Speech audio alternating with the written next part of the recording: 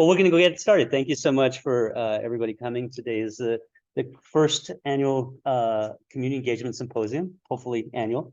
This is the School of Architecture and Planning.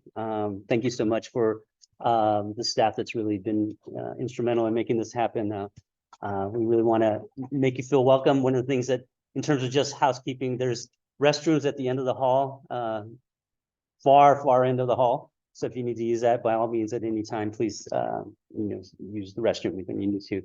I just want to talk a little bit about myself. My name's Tim Castillo. I'm actually a professor here in the School of Architecture and Planning. This is my 21st year here. And I grew up in Silver City. So we have Lieutenant Governor from Silver City and one of my other colleagues, Priscilla, here from Silver City. And when I came back to the state, I did my undergrad here at UNM, and then I left back east and was practicing architecture back east in New York City, and never thought I would come back. I was one of those kids. It's like I couldn't wait to leave the little town to kind of experience the world.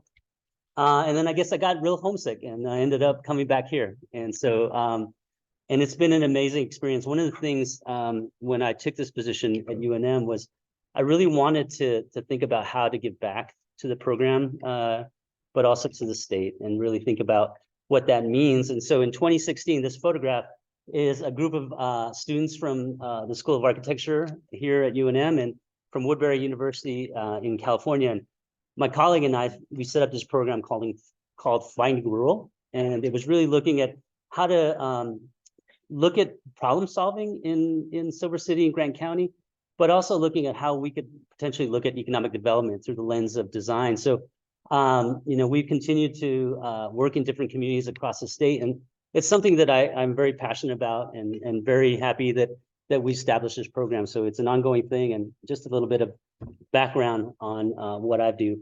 When I stepped into this role, I was very enthusiastic. Provost Holloway asked me to step into this role, and one of the things that I really was encouraged about was the amount of faculty and staff that work across the state of New Mexico.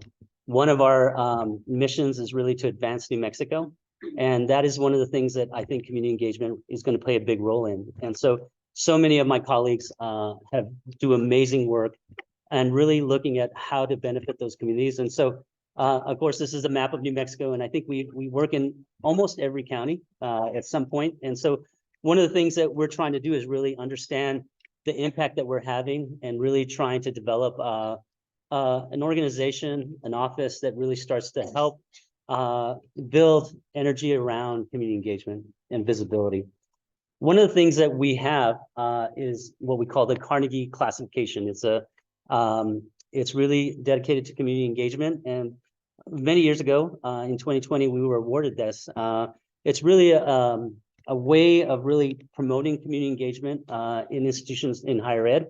My predecessor, Monica Kowal, really worked very, very hard to get this classification. You have to submit a dense package to the Carnegie Foundation, and we got awarded. And so we're one of 357 institutions across the U.S. that have this classification. So we're very proud of it. I think one of the things that we're trying to do now is really use this classification to really promote some of our work, both regionally and globally. I do have to acknowledge my advisory staff or my advisory committee. They've been tremendous. Some of them are here in the room. They have been really instrumental in rethinking the way that we look at community engagement. Manuel is here, Rebecca's here in the back. Some of the other ones will show up a little bit later. They're teaching today, so they'll be in and out. But we've really taken a look at community engagement across the campus, and they are really thinking broad spectrum about how this is going to impact UNM for the future, and really the state of New Mexico as well. In terms of the format today, we're going to have a couple of panels. I'm going to talk a little bit here, and then I'm going to turn it over to Provost Holloway. But we've got some great panelists here. We've brought community members from across the state of New Mexico to talk about how we've worked in those communities, and potentially what's going on right now, and how we in the future can start to build these networks and really impact the state holistically. The second panel is really dedicated to centers and institutes here at UNM that are doing tremendous work in the state, really understanding what it takes to run a center, the financing that takes to keep and sustain these entities, and really get a perspective about where we're headed with the work that they're doing. So that'll be in the second half of the symposium. And then we're honored to have our Lieutenant Governor Morales here today. Such an honor to have him here at UNM, and just a great partner. Back when Lieutenant Governor Morales was the state senator, we started our work in Silver City. So he's been a great advocate for our work, and just really appreciate you coming here today. So, and he'll be closing us out with his keynote at around 4:30. And President Stokes will be coming to introduce the Lieutenant Governor. With that, I'm going to turn it over to Provost Holloway. He's been a great advocate for us in terms of community engagement, and just wanted to let him speak a little bit about his vision for the future.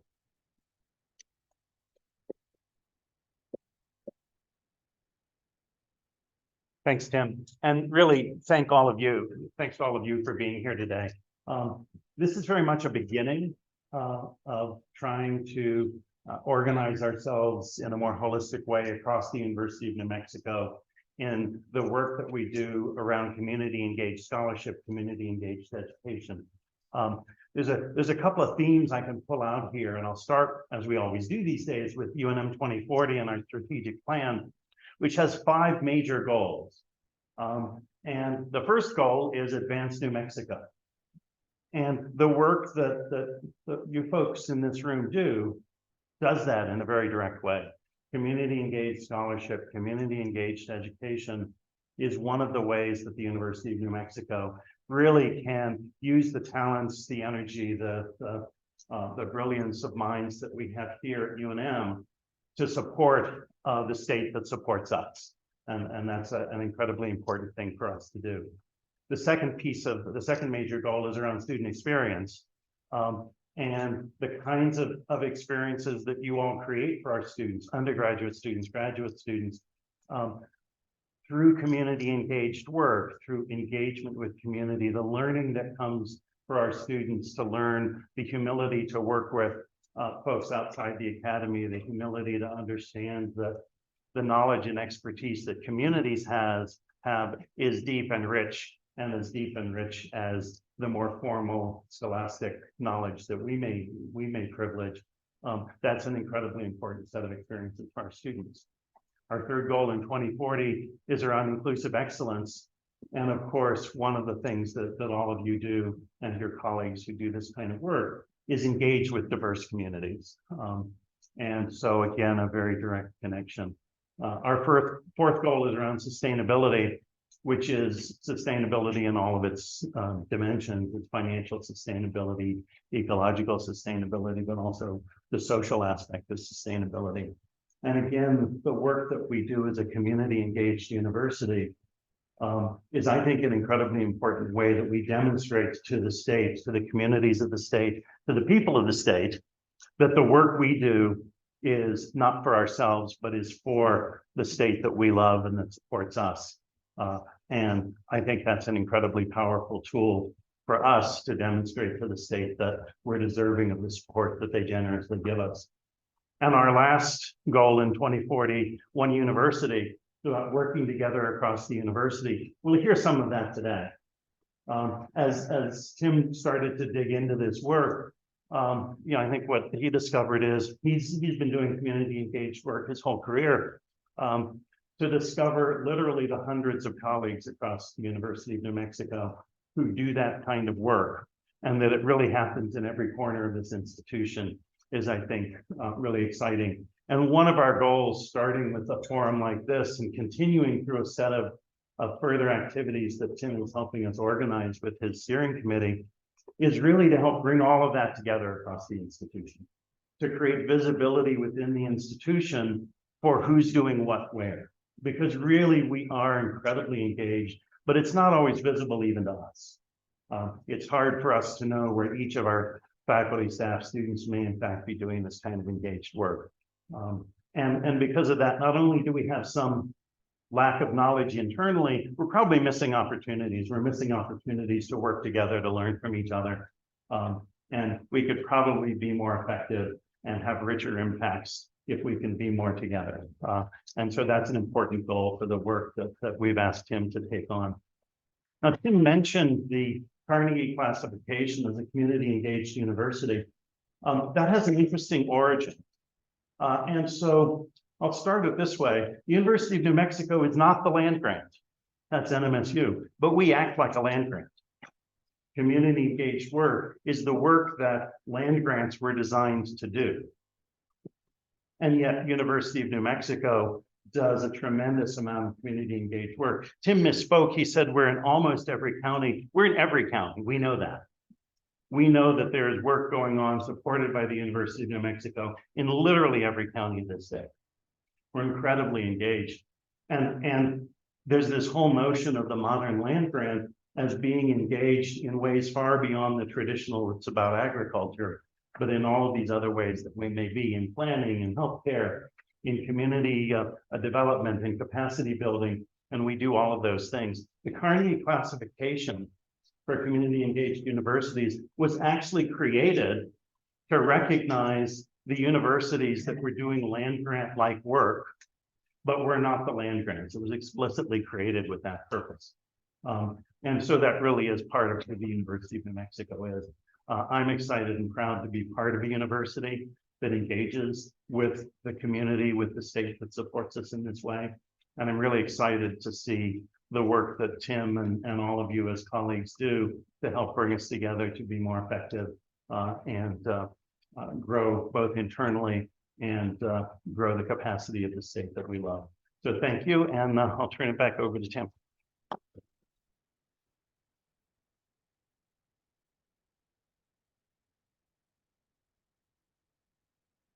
Thank you, Provost Holloway. We're gonna switch it up a bit. I just got a message that Lieutenant Governor Morales has to leave us a little early, so I thought we should probably have him speak earlier than later. And so with that, I'm going to introduce Lieutenant Governor, and please welcome him to the stage.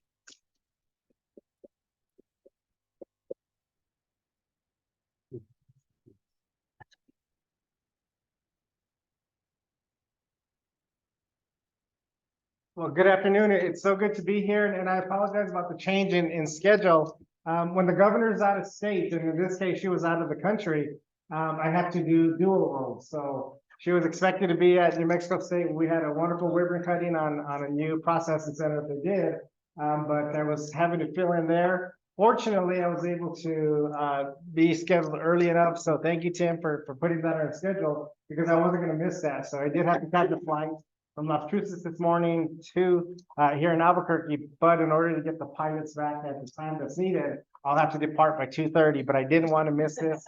So thank you for this wonderful opportunity to be here. And when I look around and seeing all those that are involved and collaborating on this wonderful reignition of a community engagement approach, it's inspiring to me, because I think that when we look back and see every single one of our stories, what that means and what that impact is when we talk about engagement.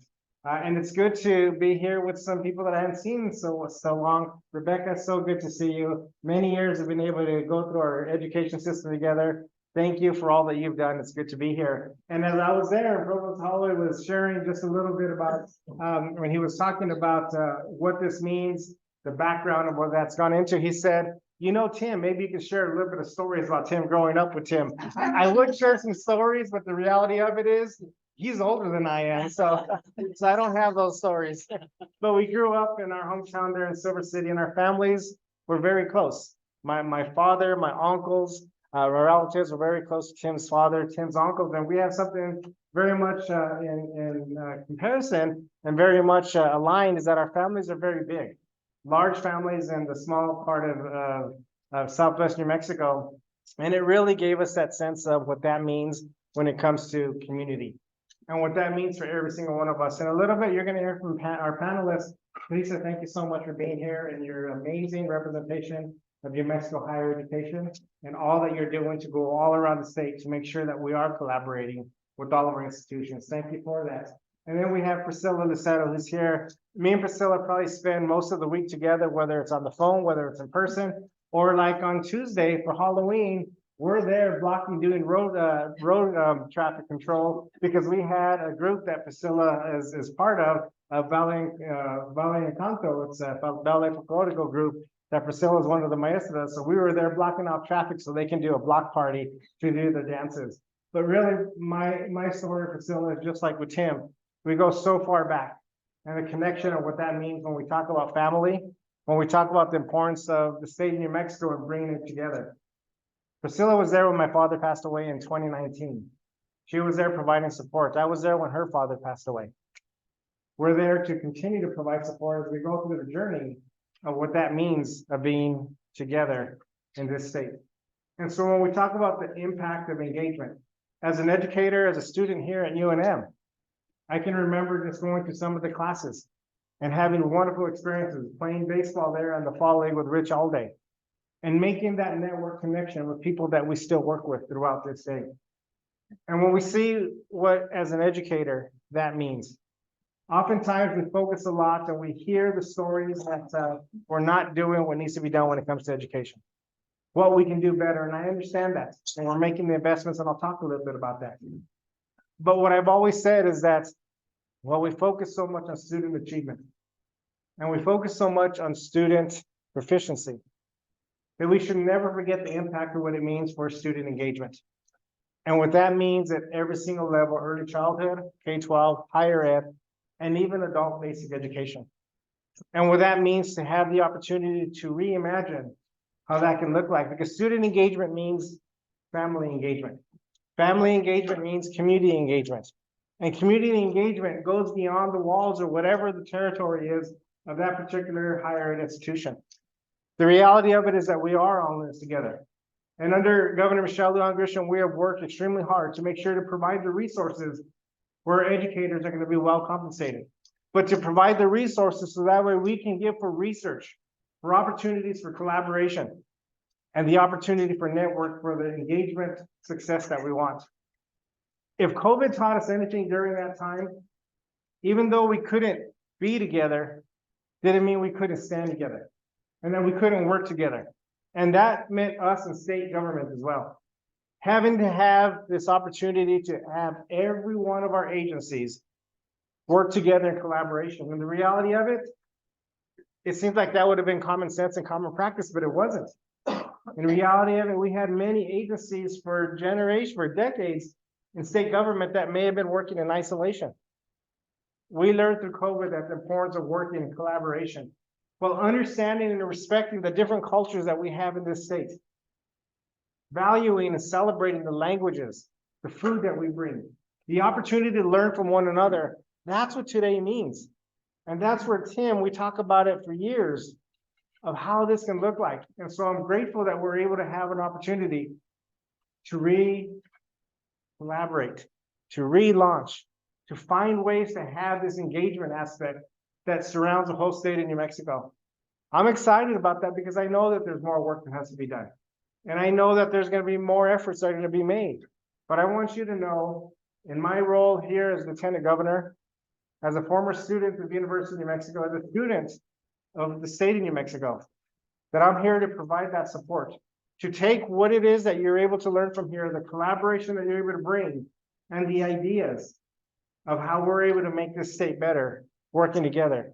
You have my commitment to find the support, to find the political will to make sure that we're going to continue to invest in the people in our state. And there's nothing that makes me more proud than to have the opportunity to be able to do that for the state that I was born, raised, educated in, and hope to retire. I look back and see what that means with community engagement, and in many ways, it's family. And that impact of what that means for family. For those teachers, those Sunday school volunteers, those coaches, those Cub Scout, Boy Scout, Girl Scout volunteers that were out there, all those that made a difference, made an impact on people's lives. We have to be able to value and to highlight And most importantly, to organize it in a way that we can highlight whatever's taking place in jail, New Mexico, is also could be in collaboration with what's gonna happen in Farmington. And whatever's happening in Lordsburg, New Mexico, is also celebrated and learned from in Taos. And these are the opportunities that we have through this process today. The best pieces of legislation that I've ever carried, with the most impact, have always come from what if. What if the opportunity and the possibilities that we could have of thinking things differently? What if we can make a difference in lives across the state by just approaching it from a different viewpoint? That it's not about me, but it's about all of us. That's what I see with this potential today. To see now that we have more historic revenues than we've ever had in the state of New Mexico. And that's not going to stop anytime soon. But those revenues only go so far if there's not the vision and there's not the will and there's not the collaboration to make it a reality that's going to have generational impact. I believe that the work that's going to be done starting here will have generational impact and will continue to have an impact across our state. So we want to make a difference. We want to be change makers. I believe that you're doing it by coming here today, coming up with ideas and finding ways to say, what if we can do it a certain way? So thank you for allowing me the opportunity to come in. I apologize that I can't stay the whole time, but I look forward to hearing the first panel and hearing some of the discussions that I can take with me. And then we can continue to collaborate because the state needs to be a partner. Higher ed needs to be a partner. Our community schools need to be partners. And together we can make this happen. Thank you.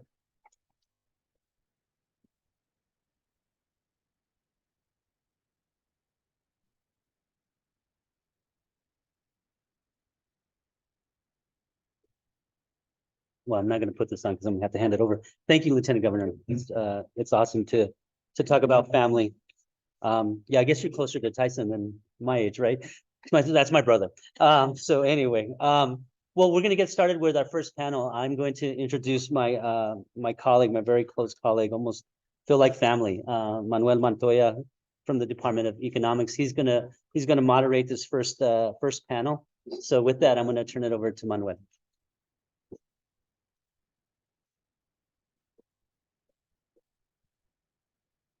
For me, thank you. I hope you're all doing very well. Welcome. Thank you, Tim. Thank you, Provost Holloway. Thank you, Lieutenant Governor. I appreciate all of the words that you've shared. Today, we're going to try our very best to initiate what we hope is an ongoing conversation regarding the status of community engagement and also structural pathways and strategies for moving forward to making the university more intelligent and embedded in the concept of community engagement. Community engagement is such a difficult concept to wrap around because communities are varied in the ways that they emanate, the ways that we interact. There are so many different elements and pathways to engaging authentically with communities. And we're very fortunate to have a group of people who are every day considering the various ways in which we show up into the world as authentically engaged people and that care about the state of New Mexico and the more particularistic ways in which we belong to New Mexico. So I'm very pleased to introduce Cristina Lucero.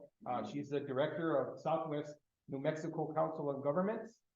Also with us is Erin Callahan. She's the deputy village administrator for the village of Los Tunas.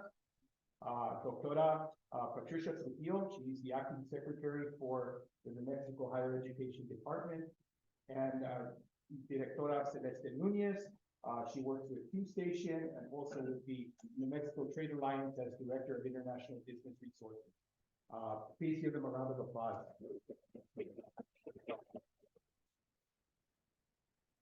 I'm not very good. My hearing is a little wonky. So if you give me a thumbs up if you can hear me okay. Okay, thank you very much. I appreciate that. So to begin, we're going to, in their own words, have them introduce the type of community engagement that they do. And they're going to present on their work briefly for about 7 to 10 minutes. Everybody's going to introduce the journey they've taken to be change makers and supporters of New Mexico community engagement. And then afterwards, we have a series of questions that are trying to get at how community engagement can be done more sustainable, more resiliently, and also more authentically in the way that we move forward. So, Directora Lucero, you would like to begin. Hello, good afternoon, and thank you for the opportunity to come here today. What an honor it is for me to be here today, and most importantly, because I come from a most rural, low-income area in Silver City, Grant County. And it wasn't until probably 10 years ago that I found out that the Lieutenant Governor and I lived in the same neighborhood and never knew that, right? And so what an honor was for me to really understand and where we all come from, that place of knowing what community is. But I think for me, if anybody knows anything about me, I'm all about community. And the reason I can say that and why I say that with such passion comes from the point that when I was raised in a low-income neighborhood, we didn't have those amenities that everybody else had. But what it does do, it shows us how we want to live our lives in a much better form or fashion. And so I've dedicated my life to ensuring that the most rural and frontier communities in which I'm making drastic change every day to improve the quality of life for people. That does not come easily, even if you come from a low-income neighborhood. Even though they know you and they know your parents, it still didn't come easily. I think in my first 10 years of my career, took about those 10 years to develop the relationships with the elected officials, with the local people, understanding the community character. And if you can't understand the community character and build the trust within those communities, you can't foster those opportunities. And that's no different whether it's local, whether it's regional, whether it's state, whether it's national. We have to establish those relationships. So what I favor the most is really Tim's story about coming back and wanting to give back. And I think that's what we're all here about today, is really wanting to give back to our communities, to our people, to our state. I don't think it's any different for any of us, but I do have a story about Tim. Somebody wanted a story. So, and I am older than Tim, so, but how I got to meet Tim, and this is when I was a shy girl, and Tim and I got the opportunity while we were in high school to work for the Bus Driver Institute, where all the bus drivers were being trained in Silver City. We had 1 week of advanced drivers and 1 week of, which was the beginner drivers. And let me tell you, what an event it was. For 2 weeks in our community, what an economic driver that was, how we learned about all the different cultures that came to bus drivers and how we got put on the map as a result of that Bus Driver Institute. And that's where I got to meet Tim. So I'm very honored that I get to be a part of Tim's team to be able to foster these opportunities. So I want to share a few of the examples on why it's so important to be community engaged in these local governments. And that is a couple of examples that I can give. Nothing happens overnight. We can't do it alone. It takes a team. But one of those opportunities is where his students that he mentioned earlier came to Silver City and gave us some economic opportunity ideas. And one of those was actually implemented in a village of about 1,500, which is to actually construct a splash pad. And that is in Grant County. That splash pad now attracts all kids from all the local governments within the county, and has really fostered more opportunity and cleanup and revitalization of that community with more potential to bring in and enhance their tax base. Let me tell you what that means to that area. It has been astronomical, what it means to the children themselves and how we foster those things to be able to make a change in their own lives. The other one I want to mention is one around really taking our natural amenities, and that is being able to develop trails. And Tim was brought into a conversation developing as students are conceptual about how we take advantage of the trails within the town of Silver City, and how do we continue that momentum to create outdoor recreation opportunities within our community. We've done exactly that, and that continues. We continue to use his modeling of how we do that so we can get interconnect. Now we're connecting the Continental Divide Trail coming through the town of Silver City, then going, and now we have an 1887 waterworks building, which is the original water site for the town of Silver City that is now going to be the Continental Divide trailhead with campsites, etc. And it continues to bring many people to our community. And we saw a lot of that during COVID, where people came here and never left. Because they loved it so much, and those opportunities of being able to be outside. As we, next year in 2024, we will celebrate the 100th anniversary of the very first wilderness, which is the Gila Wilderness, and that's one of our natural beauties right in the state. The last one I really want to talk about and how we've come to, and to talk about a partnership. And this is a partnership between Tim and the students, the lieutenant governor, legislators, local governments within Grant County. It is that we are now in the final stages of design for a recreation facility that will be providing these opportunities for the youth, seniors, adults, underserved, low income, for all populations. Those are the things that we as children wish we would have had the opportunity to take advantage of. But now what we strive for is to give those opportunities to others, right? And to our children and to our grandchildren as we move forward. That recreation facility is set to start in January, the construction in January. And one of the things that I really liked about when Tim's students did that for us, not only did they look at the different amenities and different ways to construct that facility, we captured many ideas from his students, but also look at the economic impact of that and what it meant to our community. And there's always more to that story, right? So moving forward, I want to say as a university in my career, I've utilized Tim and his work and his students. I've utilized the UNM Health and Sciences Group. I've utilized the Data Research Center, everything from the Bureau of Business and Economic Research, really to help create opportunities and funding for my communities. I couldn't have done it without you and your services and your commitment to the jobs that you do every day. And a lot of times we don't take the time to acknowledge that. So from me to you, thank you for what you contribute. Thank you for what you contribute to the youth, to the students, and what now you're contributing to my communities. And I feel like now, in all my years of working this job, I don't feel like Silver City is just my community. It's the state of New Mexico is now my community, along with every other business and institution there is within this state. So help me to help continue that effort as we continue on to do more work with all of you as partners to engage in all aspects of the community. Thank you.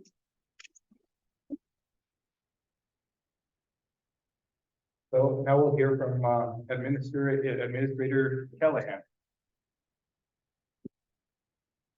Thank you, Dr. Montoya. And I do have some slides. Should I come to the podium? Yeah, Yeah. sure. That's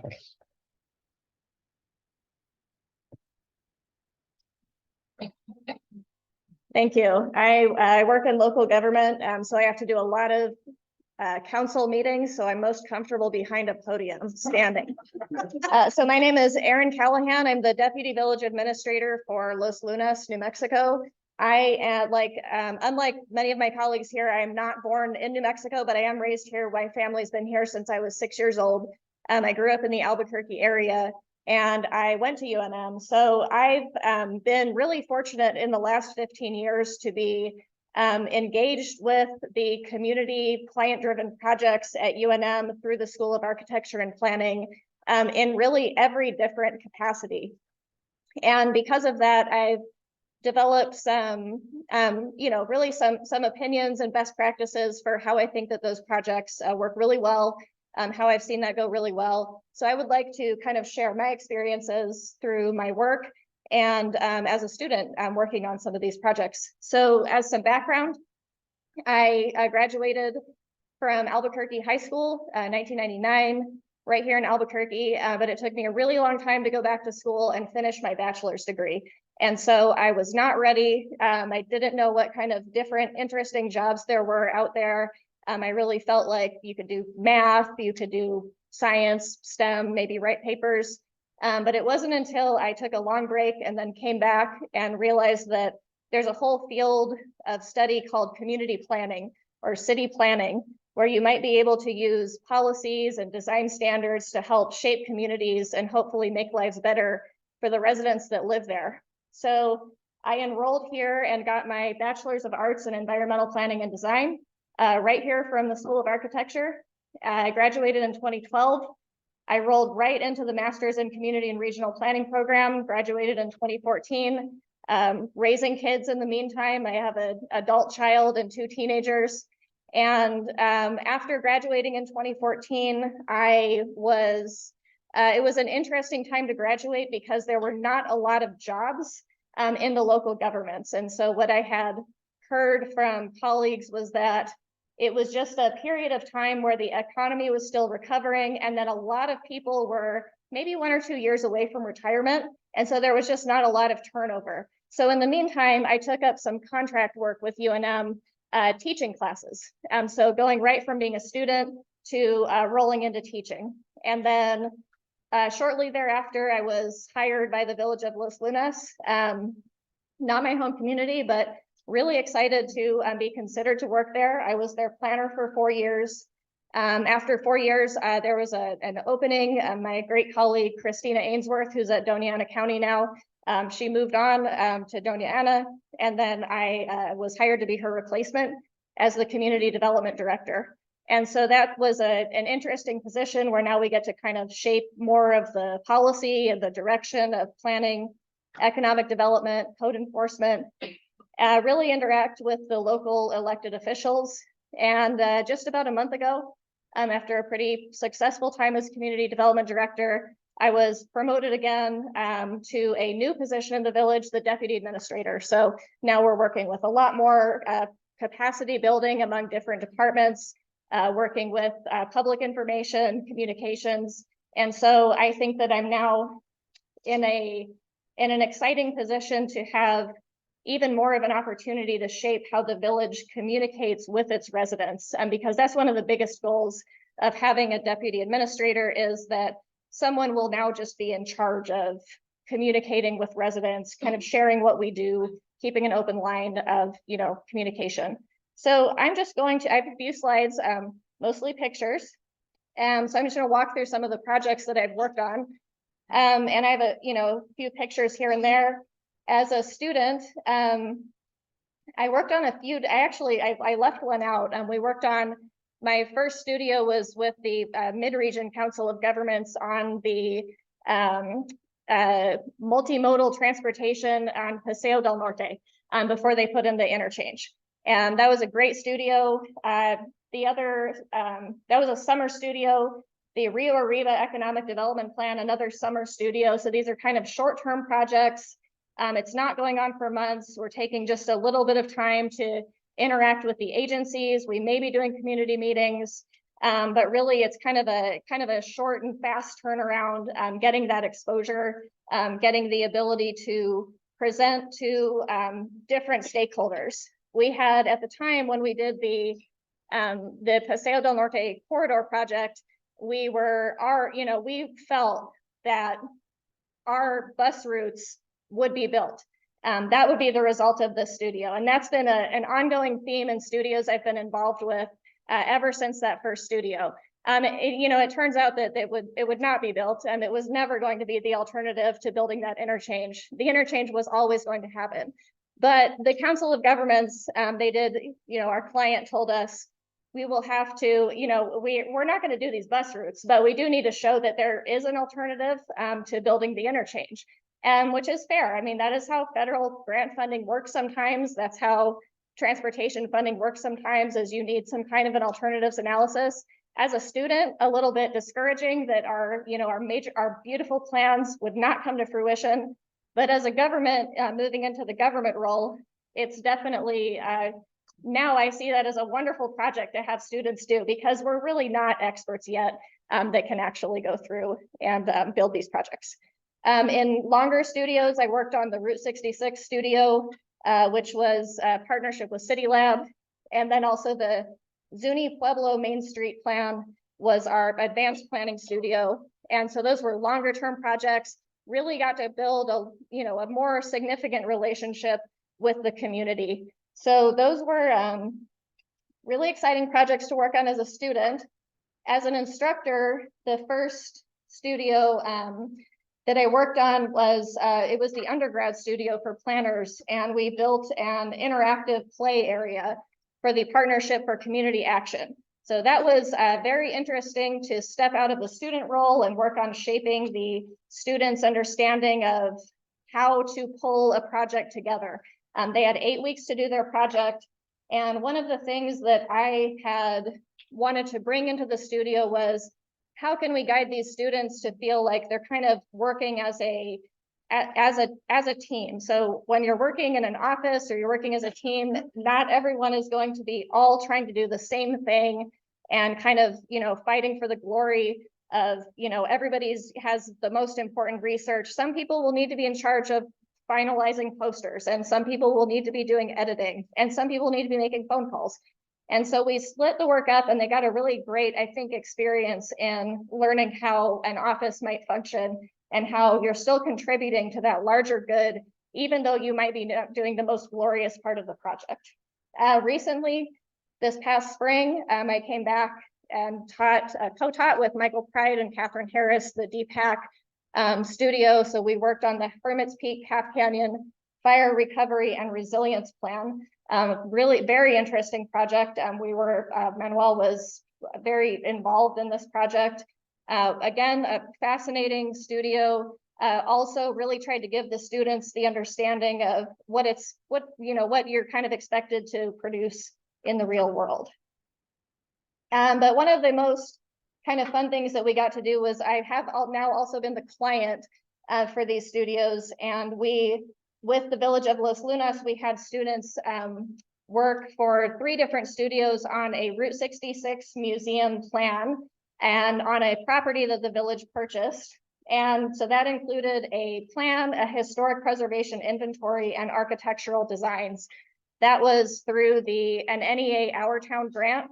We partnered with UNM on this project, and we were able to, bring some funding to not just Los Lunas, but also to the university, build some recognition for our projects, and also, give a number of students some different experiences. So these are just an example of this was the planning students' work. The historic preservation they analyzed a historic building. They did a very detailed inventory and then a little bit of planning for us. And then the architecture students came together and at the very end did some really interesting conceptual designs for the site. So, as typical with architecture, we have many different designs, some of them, pretty wild, and some of them, really, pretty feasible for something that the site could look like.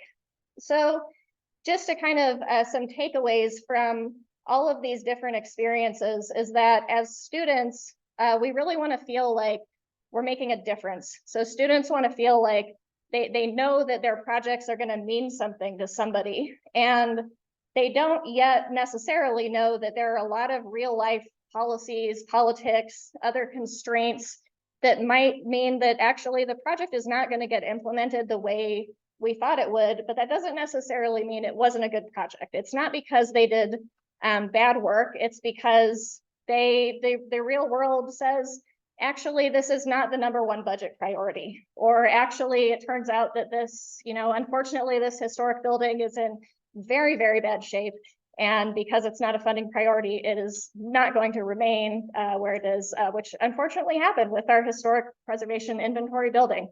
But that doesn't mean it didn't mean something to us. It did help us to understand what could be done on the whole site.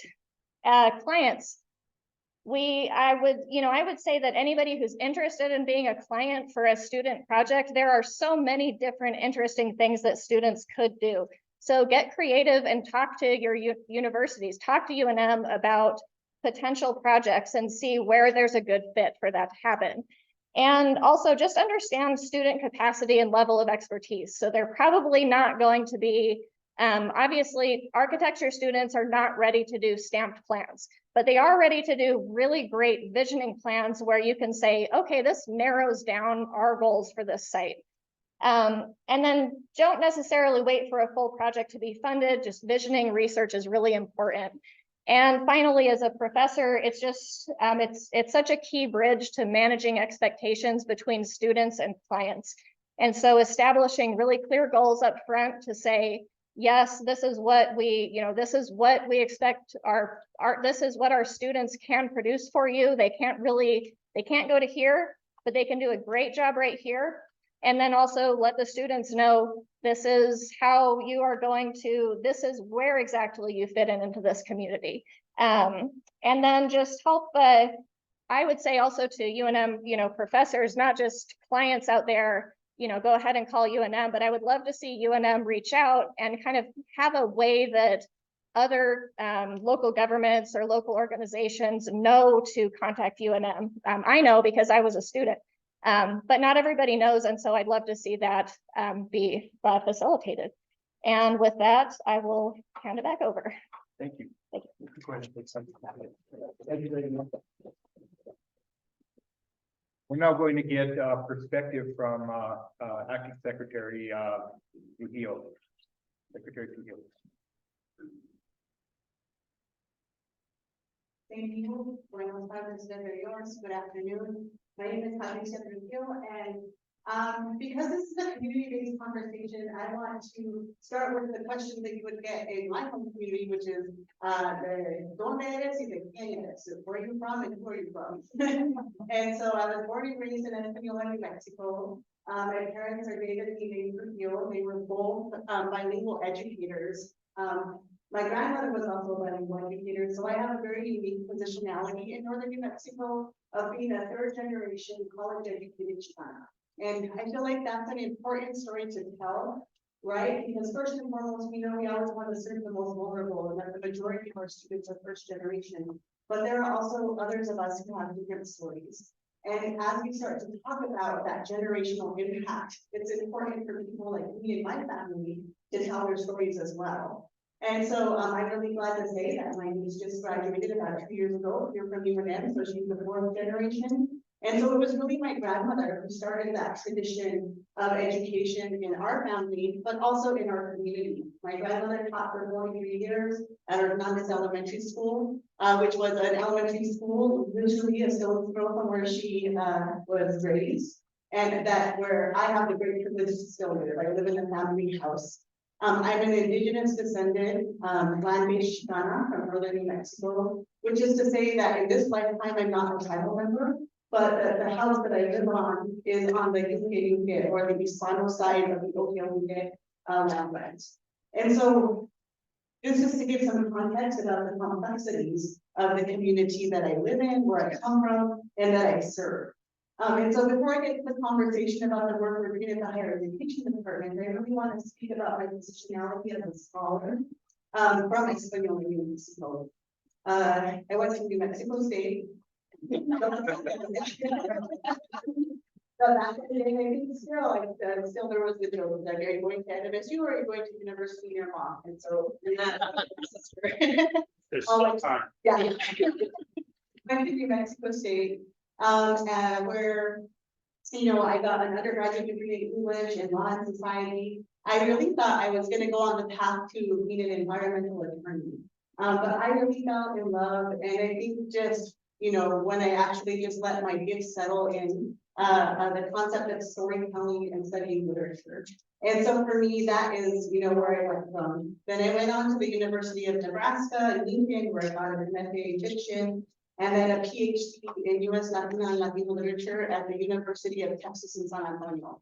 And something that pathway taught me was it's really hard to live in the Midwest and to go to an NWI, right, predominantly white institution. And so I really sought out a Hispanic serving institution for my PhD experience. And that was one of the best decisions I could have made. And what I would offer to this audience in terms of thinking about, community engagement at the university is that UTSA is a premier HSI in the country right now, not just in, the food fund and fiestas aspect, but also in the programs that they're developing to serve Hispanic communities. And so I would offer that in this state, right, we have more opportunity. We also have 4 tribal colleges. We have 5 Native American non-tribal studies institutions. So we have a lot of opportunity to think about what does cultural relevancy look like in higher ed.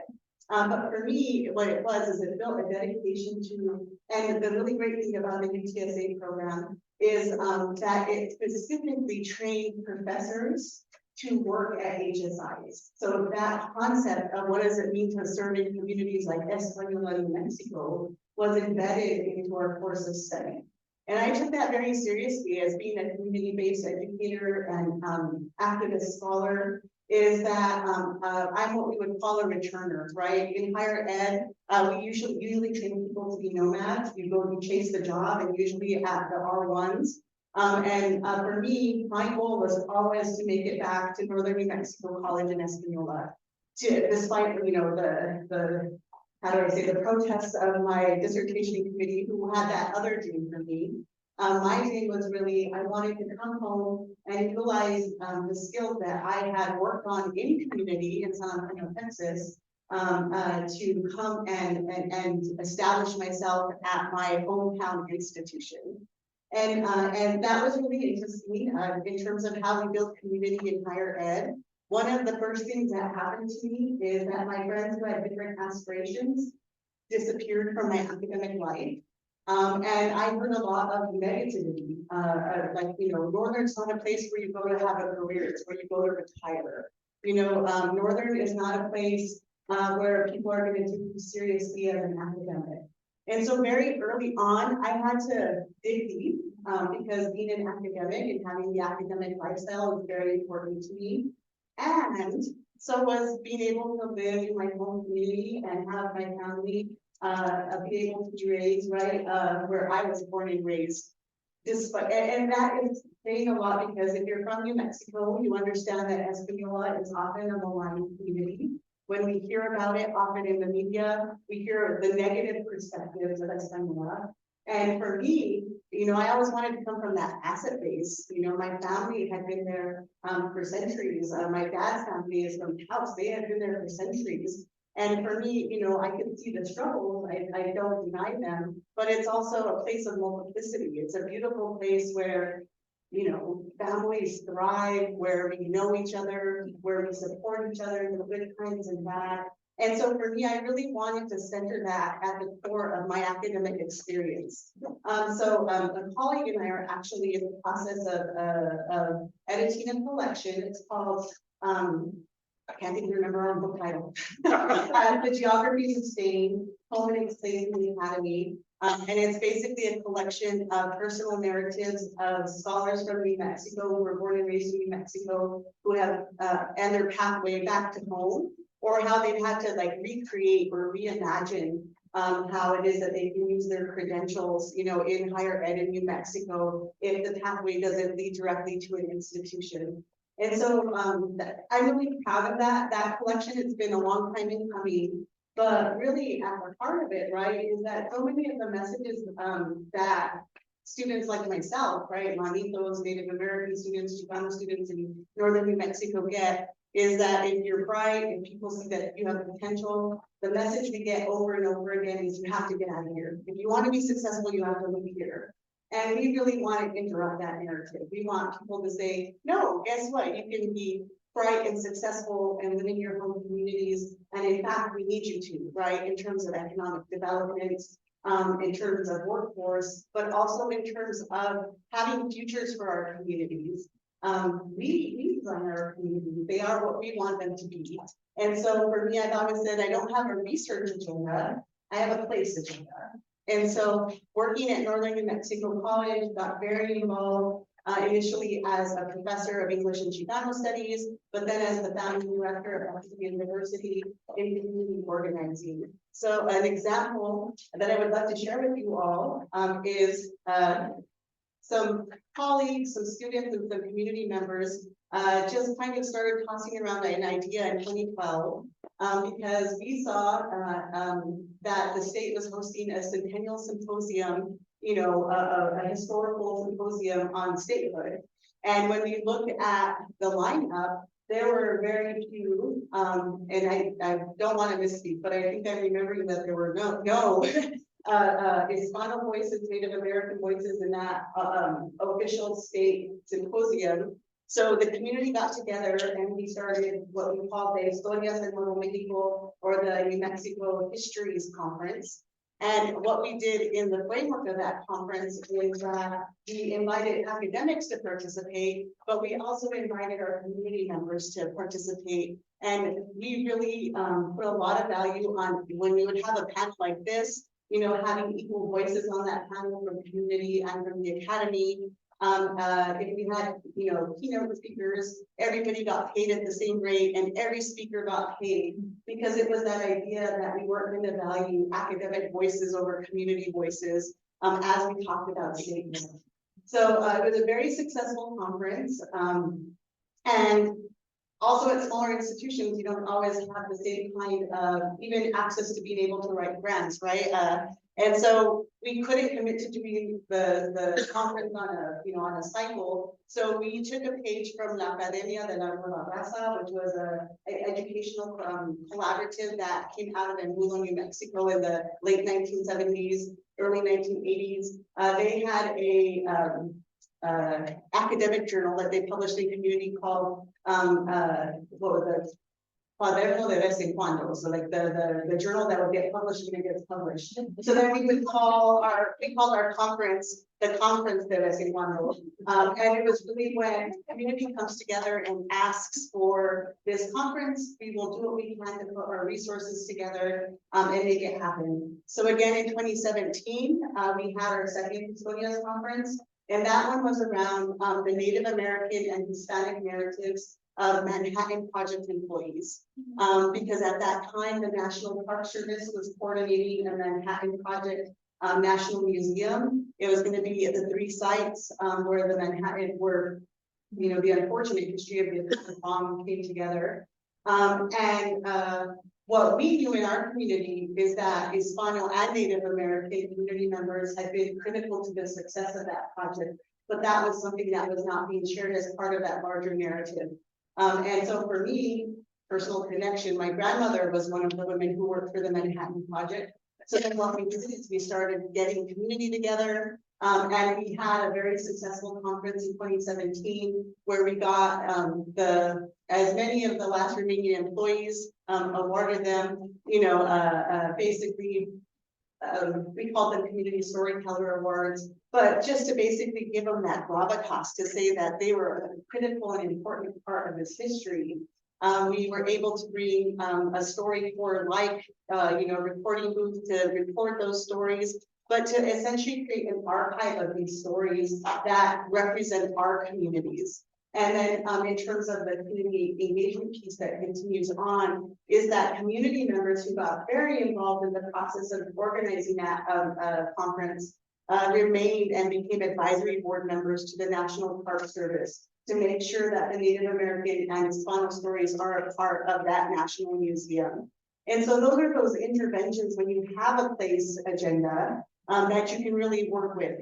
But as I was telling Manuel earlier, is in many ways I chose to kind of live as a scholar outside of a tenure system. You know, Northern New Mexico College is a teaching institution. It's relatively young in the 4-year realm, and so you know it's also growing. It's figuring out you know what it wants to be as an institution. But for me, it's something that I'm thinking about in this book project and that I'm writing about is the concept of community-based tenure. Like what does that mean? And so after this Historias conference, which had really been organized by this man named Willie Atencio and some other families who had been really impacted. Willie's dad literally drove the buses that would drive through all the pueblos up north and through all the small villages to pick up the employees to drive them up to the Manhattan Project. And so they cared very deeply. It was a stake to their family, to their communities.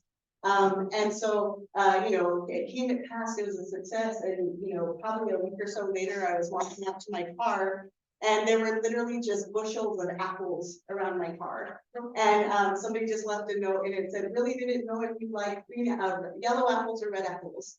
And so then for me, like, those are those moments where I'm like, community tenure, right? Like, I'm never going to want for apples again. And just those ways that how sometimes we know that we have to make our own personal decisions. And for me, working at the small community-based institution in my hometown was something that I wanted to have as part of my work in terms of thinking about this HSI work critically, what does it mean to serve Hispanic students? What does it mean to serve Native American students? It's you go where they are. And so I will just sum up by saying that I've always, believed in centering the community. I believe in the fact that we can live in the communities that we were raised in, and that we can be and are an important part of their futures. And the other piece here is that we don't build relationships that allow us to do the work. Relationships are the work, right? And so I'm really glad to say that now in 2025, we're going to be having our third Historias Conference, and it's going to be the theme of 100 years of Española, bringing people together from the community to celebrate the 100 years of township. A lot of times people think Española is a much older community than it is, but it's actually the surrounding communities around it that have that longer historical posterity. And so it's going to give us a really great opportunity as a community to address that. But also this work for me has always been about healing work, right? We know that unfortunately there was just a shooting in Española where somebody who was peacefully protesting a statue of Oñate Boya got shot.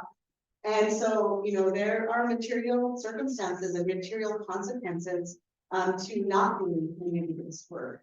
And so for me, I would just offer that, public history, storytelling, community health narratives are all a part of that. And so with that, I will make a brief connection to the work that we've been doing at the Higher Education Department, which is with the passage of the New Mexico Opportunity Scholarship, right? In addition to the tuition-free college work that we had already done with the lottery scholarship, New Mexico now has the most robust tuition-free program in the nation. And what that literally means, again, in that those material circumstances and the ways that we're changing lives, is that 40,000 students have been able to utilize tuition-free college in the last 2 years.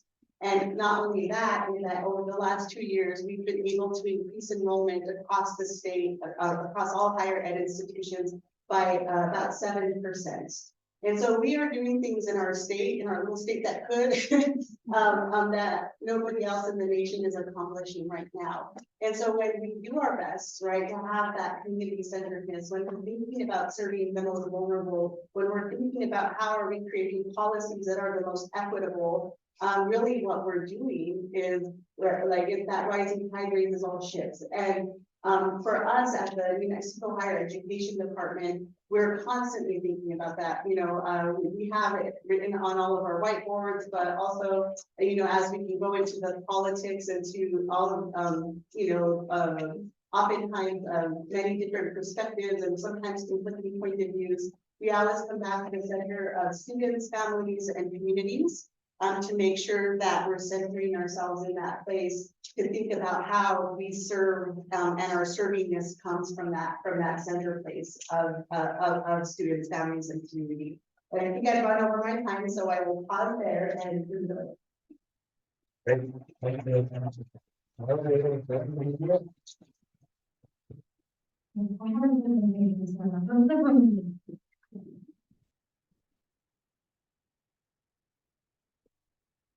You can tell me to switch them if you want. Buenas tardes, good afternoon. My name is Celeste Núñez Salcido. I just got married. Oh. So I'm laughing just. Congratulations. Thank you so much. Yeah. Okay. So I prepared a presentation. I have a lot of photos to share with you all, so I'll try to move with this as quickly as possible. But community impact, I want to first thank UNM, thank Tim Castillo, thank Dr. Montoya, Provost, Lieutenant Governor, and my fellow panelists. Thank you so much for the opportunity to talk about a topic I find very important, something that has always been on my mind. Similar to Lieutenant Governor, I am from a large family, so community engagement is something that I didn't choose to first think about. It was placed on me because of my siblings. So my name is Celeste Núñez Salcido. I am the Director of International Business Resources with an organization called the New Mexico Trade Alliance. And my responsibility is to connect local New Mexico companies with local, regional, state, national, and international trade resources. I'm first generation. I'm the first of my family to graduate from college. I'm one of 5. My parents are from Mexico, and I was born in Las Cruces, so go Southern New Mexico. But for me, NMSU was University of Vermont. So I'm a Lobo. I was a presidential scholar. I was involved with El Centro de la Raza, with International Students Business Global, Korean Club, ASUNM. So that need for community here in Albuquerque, when I didn't have any family, was so important for me that I sought out different groups within the university to belong to. And I feel like that approach to life of community has just sustained with me ever since. I wanted to take a second to define what community impact meant to me. And these are my words. It's the conscious decisions we make, the intentional actions we take to address and change our collective experience of the world. Actually, through UNM, I took a social impact community engagement course, and I learned about something called the Sustainable Development Goals, which are a set of 17 global goals through the United Nations, adopted by all the member states as part of the 2030 Agenda for Sustainable Development. They're a universal call to action to end poverty, protect the planet, and ensure prosperity for all. Here's an image of all of those goals, and they can kind of be organized into these P's: people, prosperity, planet, peace, and partnership. And as I was thinking about what community engagement and development meant, I looked at what I do in my career and what P's I fall into. And in this presentation, I would really like to focus on prosperity, partnership, and people. Well, how my work with economic development relates to prosperity, how partnership, how we work with exchange, cultural understanding, collaboration, and with people, career development, and civic participation. So in this presentation, I'll be organizing the work that I do in community impact to these 3 tiers. So let's get started. Prosperity. Alongside here, one of my panelists, I also work in economic development. Economic development, is the area of focus looking at to stimulate economic growth, create jobs, enhance infrastructure, and raise living standards. Trade and export assistance is inherently an economic development effort. And with the organization that I work, like I mentioned, we are a nonprofit. We are funded by the city of Albuquerque, Bernalillo County, and the state of New Mexico in their economic development departments, as well as the Air Force Research Lab as it relates to aerospace development. And what we mainly do is we work with small businesses to help them export. Why is this important? When a company is exporting, they're actually growing faster, they're more profitable, they're more resilient, they're creating new jobs, and it's something good for our state. Our mission is to drive economic development by expanding New Mexico's global connectivity. How do we do that? How do we assist exports? Well, in these categories, which I will go through briefly. Company consultations, we actually meet with small businesses one-on-one, face-to-face, or either through Zoom, and we talk about the trade challenges that they're facing. We try to serve as a clearinghouse for any topic related to international business, and if we don't have the expertise to support them, we work with our community partners. This is somewhere where I'm really grateful for UNM, because the UNM, in partnership with the city of Albuquerque and the Fulbright program, developed an export diagnostic tool, export readiness tool that companies can log on, use, and just kind of assess where they're at in terms of export readiness. It was awesome actually to have 2 Fulbrights from Mexico working on this project, and then now a 3rd one. So this tool that came out of UNM is being used today in the real world for New Mexico. We also do educational events. Sometimes they're industry specific, sometimes they're country specific. And we try to bring that market intelligence to New Mexico companies so that they can make informed decisions as they look to the global marketplace. we try to be engaged in these. So as here you can see, we participated in the Black Business Summit. Last week, we actually were in the Hispanic Business Summit. The Native Edge Institute program. We try to find those different niches of businesses, not just the Albuquerque metro area, but all areas of the state, so that exporting is something available to all companies here. And this is, you know, the Sandia Civitan Club. We can issue export documents, but I won't talk about that too long. And one of the main ways that we support companies is actually by organizing trade missions. And that's actually facilitating companies to go to those international marketplaces and meet buyers, either at a trade show or through organized, pre-arranged business meetings. Oftentimes these are accompanied by an elected official, which is great for companies because they fall under that credibility of the US government, and they're able to have better meetings and better opportunities. One that I want to highlight in 2023 was the Mexico City one. We're actually preparing it in December for a Japan trade mission. Here are images from Mexico City. As part of that, you know, the companies, we were able to take 5 companies to meet with the pre-arranged business meetings, but also the government was able to have meetings in their economic development areas of focus. This is images from a trade show in Germany, focused on outdoor recreation. And this one was the Florida International Medical Expo. But I really want to highlight one of the main tools that we have to support our companies, which is the UNM STEP grant. The State Trade Expansion Program grant is an SBA funded program that's awarded to the state's economic development department. We're the administering program of it, and it's a reimbursement grant program. It basically helps companies pay for the activities to export. Again, why is it important? 95% of the consumers outside the US. The grant covers a variety of activities. It can be used for companies to exhibit at trade shows, website optimization, business matchmaking. But what we've seen from this program is companies being able to offset that kind of entry cost, that difficult cost that it takes to exhibit at a trade show could cost thousands of dollars, and meet with potential clients. And as a result, for example, we had one company out of Roswell, New Mexico, that used it to translate their website. And then within a week, they were getting leads from the marketplace that they had translated to.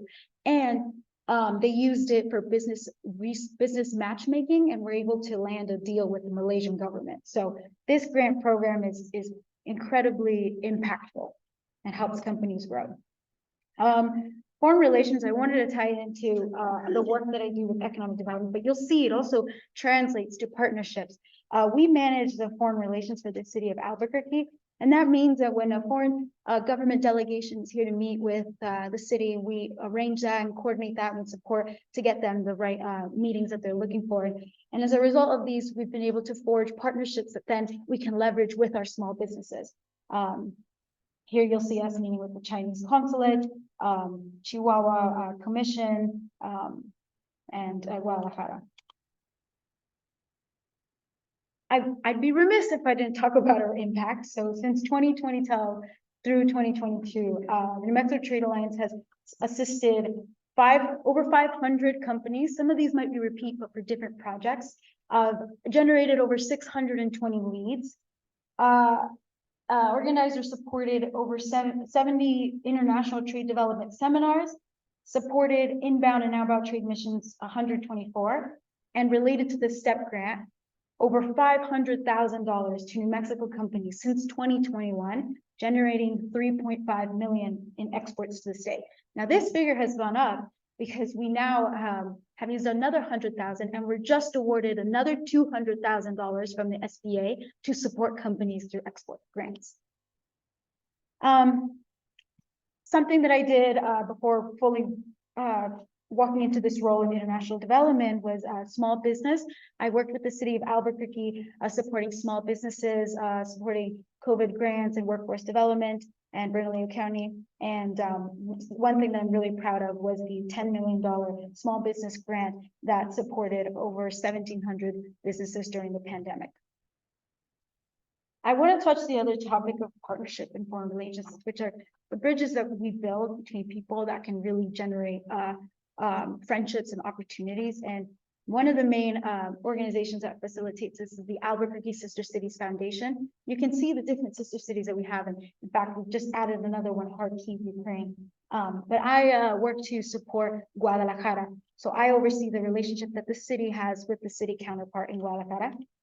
And as I mentioned with Kharkiv, Ukraine, this was a newly built sister city. And what has happened from this was actually the community came to the city saying, we see what's happening in Ukraine and we want to do something about it. And there was an expedited process to set up this Kharkiv. The director of economic development, Max Gruner, actually visited Kharkiv, Ukraine, met with their mayor, signed the proclamation. And as a result, we're pending donating an ambulance with medical supplies to Kharkiv. This is other foreign relations meeting. And this is with Guadalajara. We have connected city governments together, like I mentioned, but specifically departments. So as a result, we've had the Guadalajara Fire Department and Albuquerque Fire Department exchange best practices, exchange organizational structures. And in tourism, the Hispano Chamber of Commerce has met with the equivalent in Guadalajara. And as a result, the Albuquerque Hispano Chamber of Commerce and the Guadalajara Chamber of Commerce have signed an MOU. And in fact, next week, there's going to be a trade mission led by the Chamber of Commerce here in Albuquerque to Mexico City to continue fostering those relationships and thereafter with Guadalajara. One thing that I'm really proud of, though, is Space Messengers. Space Messengers is an immersed mixed reality installation international youth exchange program, exploring universe through art and science and technology. I've been talking about economic development and business, but I think that the friendships that we forge through cultural understanding are super powerful, and they can thereafter lead to those economic opportunities. And Space Messengers is an example of that. It is basically a program that connects rural New Mexico high schools, and in the previous year, Albuquerque High School, with high schools in other countries, this time with Guadalajara, and put these students together to learn about space together. And as they're learning about that, it captures those messages, those thoughts, those reflections, and creates this big installation where students get to see the manifestation of their education process. So we were super proud to connect with STEM Arts Lab, who oversees this program, and the U.S. Consulate in Guadalajara to bring 4 ambassadors to Albuquerque during the International Balloon Fiesta. And those 4 ambassadors were able to work on this program during the Balloon Fiesta and get to meet their counterparts here in Albuquerque. We hope to bring 4 Albuquerque students to Guadalajara in 2024. And here's some photos of the program. Another thing that's happening with Sister Cities is an inbound delegation of Turkmenistan dancers. It's really powerful to see how arts and culture brings people together and creates those conversations that can then develop to other economic conversations. We had a delegation of Turkmenistan meet with the city of Albuquerque and meet with their planning department to learn about their mitigation strategies for utility usage. And in fact, this delegation was also able to meet with UNM, the Global Education Office, as they prepared to sign an agreement for student exchanges. Finally, I'd like to kind of narrow this down. I don't know if you've noticed that we're narrowing this down to people, career development, and civic participation. This is relating to skilling up and working with people to connect them with resources. One of the major ways that I do that is through Global Shapers Albuquerque. We are a hub under the World Economic Forum, the first built in New Mexico. We're basically ambitious students looking to problem solve our challenges that we share here in Albuquerque. We're all from different areas of life. It's a really interdisciplinary group that itself gets to govern what projects we pursue. As a result, we've actually started a voter registration project where we go out to the community and help people register. It's important for me to mention that we are nonpartisan, but it's something that we believe in, that youth should be engaged civically. And you can see kind of images of Global Seekers Albuquerque, the way that we're engaged. And something that I'd like to bring up is that as we develop these projects, we always look for other stakeholders and other community participants that are doing the same work. So if there is a challenge that you're working on and you could benefit from more capacity or more support through us, please reach out. We're always excited to meet other organizations. Finally, I think that mentorship is incredibly important. I know that I wouldn't be where I am here now had it not been for the mentors that I had. So big brothers, big sisters, and incredibly important program to me. I think it's important for students with less resources to learn about networking and social capital so that we can imagine a future bigger than what we know. And I'd be remiss if I didn't mention what I did during my undergrad at UNM. As part of El Centro de la Raza and working with CAMP, which is a college assistant migrant program, I worked with migrant farm workers, and we were passionate about bringing awareness to the unjust conditions that these people face. So we organized the UNM Farm Worker Awareness Week, which is an event that keeps going. But this was in 2019. We set it up in the sub so that as students were walking to get their lunches, we could pull them aside and let them know, hey, do you know about migrant farm workers? Have you learned about their conditions? Did you know that they face labor sensitivities? And this was great to work with Recuerda Cesar Chavez Comité. Finally, I'd just like to express how these different P's, prosperity, partnership people, but also the other ones that we saw from the SDGs, they're connected.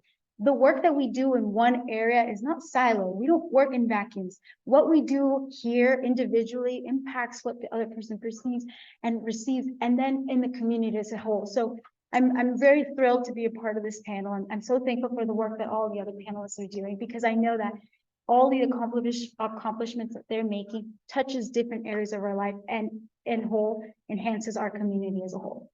Thank you so much.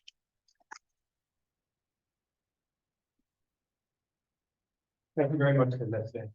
So as the lights come back on, I have actually one fundamental question that I hope ties everything together. You've heard a lot, we've all heard a lot about the importance of place and the importance of relationships and people in the development and the way that we authentically engage with people. And I'm reminded how much work is already being done. Let's give a round of applause for the work that they do.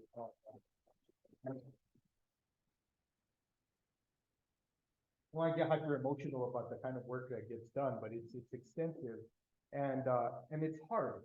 It takes a lot of time. And I was really moved by the concept of it happens when it happens. Because when we think about the way that communities are developing, and that's a fraught word, development, becoming whatever it is that a community needs to become as it becomes in the world. I'm also wondering about the university. And I was once given an opportunity to see two different towers at a very old institution. One was the Ivory Tower, and the other one is the oft misunderstood Ebony Tower, which is, we know the Ivory Tower to be the tower of esoteric knowledge. It's the tower we sometimes call institutions like universities Ivory Tower institutions when we want to say that they're out of touch with communities. But there's also aspects of the Ebony Tower, which is folk wisdom. It's the way that we connect to the world. It's the things we pass on to one another as popular wisdom or as communal wisdom. And if I were to ask each and every one of you to reflect on the work that you do and the work you've heard your fellow panelists talk about, I would just ask a simple response to the following question. What is the work of the Ebony Tower?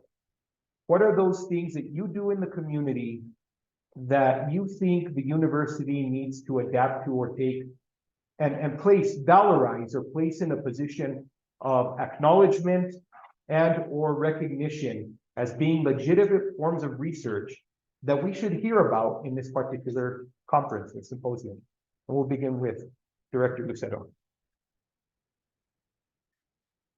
Thank you for the question, and I want to go back a little bit about some of the work that I've done to kind of answer that question, if I may.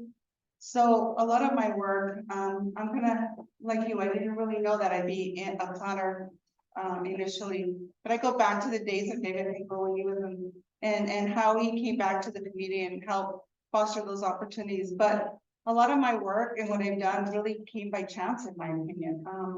Every day I get up and I work on water and wastewater. And I think one of the things that was really eye-opening for me as I started my career, how many people didn't have the basic needs met. Part of my work was working in the colonial communities along the border. And how many of those were fearful of many other things, but not even having their basic needs met. So when I talk about fast forward, and now I'm starting my 37th year in this organization, is that I am now seeing those things come back from what I started back almost 37 years ago, and trying to just provide basic needs. And I think what I would like to say, kind of regards to your question, is that we need to take a better look and go back and really take a good hard look about, number one, we're a rural state. I'm a rural region, but we're not really looking at what's happening in these most frontier communities to move them forward. And so when I talk about things, these are things that you're not going to typically see, because you don't see them here in the metropolitan areas. So we have many, many rural challenges, from everything from capacity. Communities can't move forward because they have no capacity. They don't have anybody to help them. It's me establishing relationships by bringing trust, by having a cup of coffee with them at the table. But when you can't even have good quality water because there's contaminants that are naturally occurring, we can't foster anything unless we have those basic needs. We can't foster anything if we can't provide adequate housing for these communities. And so what I see as what I've been able to do in my work, in my career, is to begin to connect the dots at the local level, regional level, state level, to be able to advocate for those people with the greatest need. So I can relate to all the topics that have been talked about today and how we do that. That is not easy. Every day we get up and we endure so many different things to try to help foster opportunities, because we're public servants. That's what we do every day. But none of it is easy, and nobody knows all of the behind the scenes work that happens. So what I've got to say moving forward, and this is where I think we start at the local level, we have to really believe in ourselves, right? To say that we can make change and that we can connect the dots. So now what I do on top of that is I am now volunteering to be on state committees such as housing, housing strategies, economic development, planning, climate change. I'm also involved everything that includes water and wastewater. I'm a water ambassador, and all of those just so that I can speak for the people who can't speak for themselves, right? And there are many of those people that can't speak. But I'm going to tell you, as planners, because I consider myself a planner, is just trying to figure out how to implement those grant dollars that come to the communities, whether it's in education, whether it's in infrastructure, whatever it is. I do the application, but I don't do the grant administration. That is a challenge in itself. So I would say that we have to take time as individuals, whether it's me understanding what happens at a metropolitan area and the state level, but also to understand from a metropolitan and educational level what happens at the local level. Because if we're not in tune to what's happening at the local level, we can't move our organizations forward, our people forward. So I'll just say this for myself and then I'll pass it on. I want to go back to what Celeste said for me. I didn't even know what an opportunity was for me, because I wasn't exposed to those opportunities. All my only opportunity was for me to be in my life was a secretary. Here I am, a director, in my thoughts and whatever thought I did, I never thought I'd be what I am today. Sitting and working with the lieutenant governor, having a conversation with the provost, having a presentation presented to all of you who, in my opinion, do much more than I would do.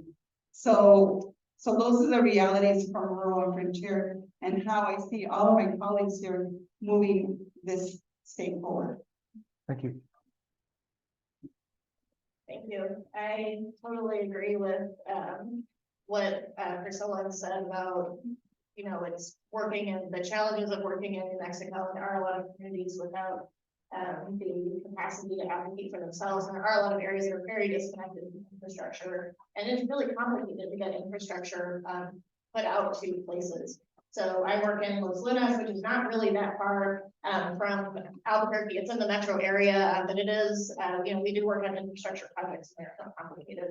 But one of the things that I'd like to talk about is just kind of coming from UNM and coming from a planning program, there's an idea of what community engagement means that is, I would have understood coming out of school is very much about planning interesting activities. It's developing long-range plans.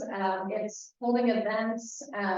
It's all these different kind of, you know, maybe not continuous engagement opportunities, but we're doing a project, we're out there, we're trying to get as much feedback as possible. But moving into local government and having worked in local government for several years now, one of the things that I always come back to is that we do community engagement every day as a local government, because we are the public.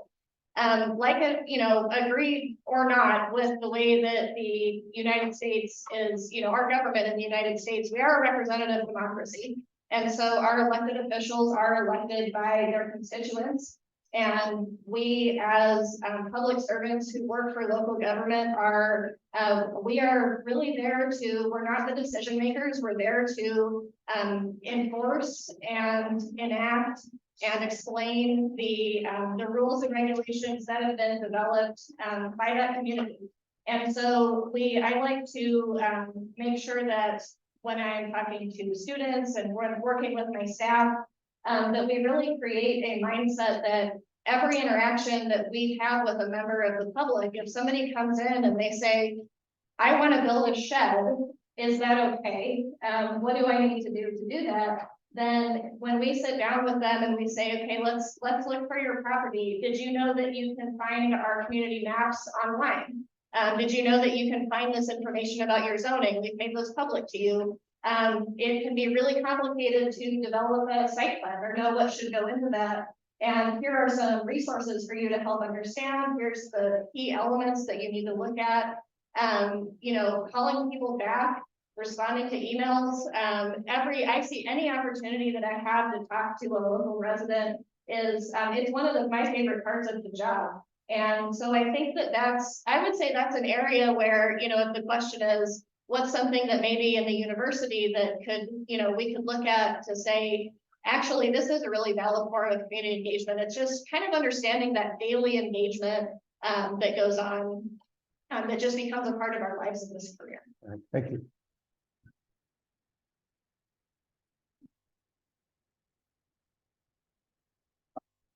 I really love this concept of the editing power, and I feel like it's the first time I've heard it articulated that way. So thank you for that. And the kind of scholars that like I hang out with and call friends, we always call it the adult power, right? Like, and I think it's very much the same. And so something that resonates with me in taking your question on is, you know, I come from a family of acequeros, so I'm a parciante de acequia de los molinos in house.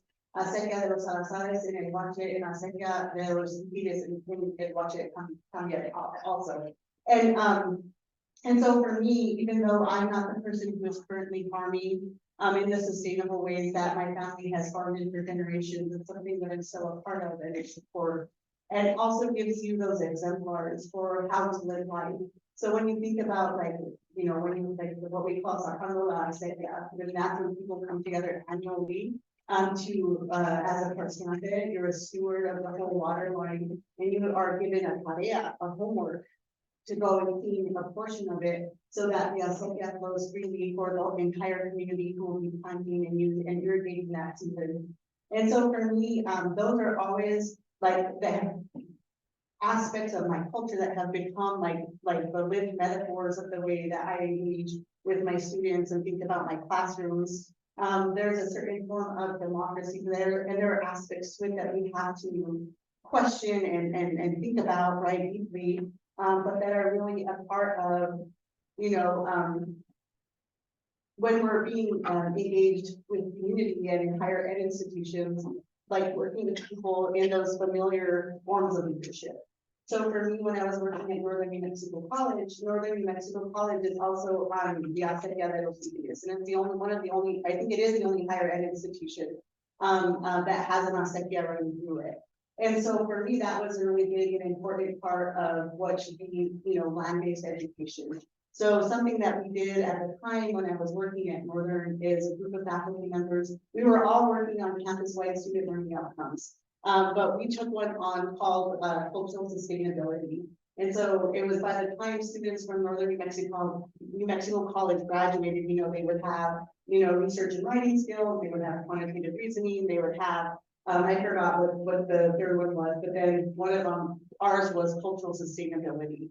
And so in terms of thinking about how that traditional knowledge can really inform also like a systemic shift in what students can take with them, but also bring with them, right? One of the most powerful places I've ever taught is at Northern, because you have students who come in from, Peñasco and Pecos and Tecácar and all the communities. There are many more communities than that. But a lot of times if they came into other bigger institutions, they might be coded or tagged as students who are not college ready. But what I found in working with these students, that they have this amazing self-confidence that of the world, right? So it's really beautiful to see these connections to international business, and then also understand how New Mexico, even our small rural and frontier communities, are already part of that greater global exchange and have been, since time immemorial. And so I just get really excited to think about then how we can take a lot of these cultural metaphors and employ them within the institution to think in the ways that we also invite that ebony power to be a part of the training, because a lot of times we tell students from frontier, rural, and peddler communities, is that they're going to institutions to be changed, but we forget that institutions are also changed by the students who come here and interact with us. Thank you.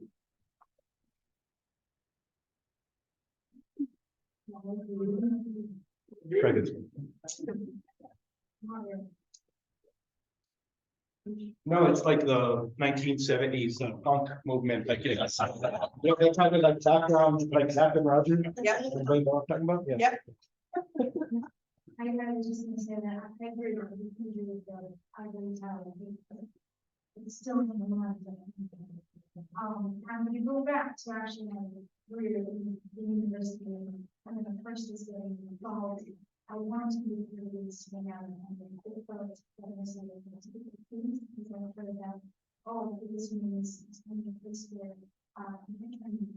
so there's already that feeling of this is another echelon of society, which is a good one. But I try to think about this new approach of how can the higher education be more accessible to me right now. I would love to see university working more collaboratively in its own colleges. One I was in UNM and Anderson School and there are examples of it, like the technology challenge, which connected university students with companies and startups looking to commercialize technology, or programming like the Better Ethics in Business program, actually, which is a course where students actually learn about those prestigious awards, and we're able to learn on the company and investigate them, interview them, and thereafter provide a recommendation as to who should ultimately invest. When I was with the farm owner this week, I sometimes find it difficult to navigate the different departments. I would love to have seen an entity such as the here that only serves that economic development, which the best thing I've heard is that economic development is actually not being the professional and expert at specific topic, but it's actually being the conduit that provides the connections to the other people that are the experts. Let the people that know and have this knowledge connect with people that are trying to do this work. And so right now, what we should be able to do, with the different networks that each member has, we love to learn about different things that the university is doing. I would love to see the engagement center be that kind of contact for us, be that kind of contact for anyone else in the community trying to solve the problem. So then tap into the universities already do it. Let's not duplicate that. Let's work together. Thank you. Thank you very much. And I believe we've reached our time. And I just wanted to thank everybody for attending to this. The Lieutenant Governor had to leave, but thank you very much for his words of wisdom. Thank you very much, panelists. Thank you.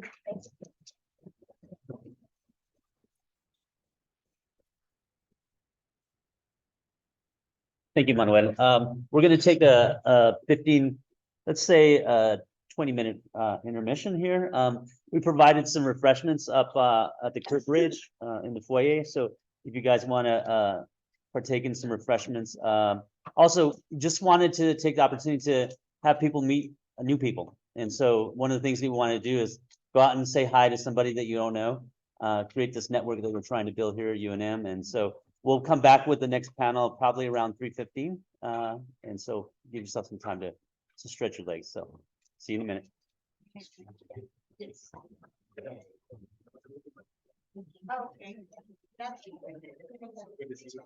Your mission is laid out. I think so, huh? Thank you for mentioning to the No. That's good. I want to ask Patricia if she's related to some who he was Oh, yeah. looking for. Oh, yeah? You made it. I want to introduce myself. I'm John Black. I teach in the Water Resources Program. So with your students. And my students, and you helped my students, and I They're thank you. They're so great. Yeah. Hi. How cool. Feels good. Somebody is from here.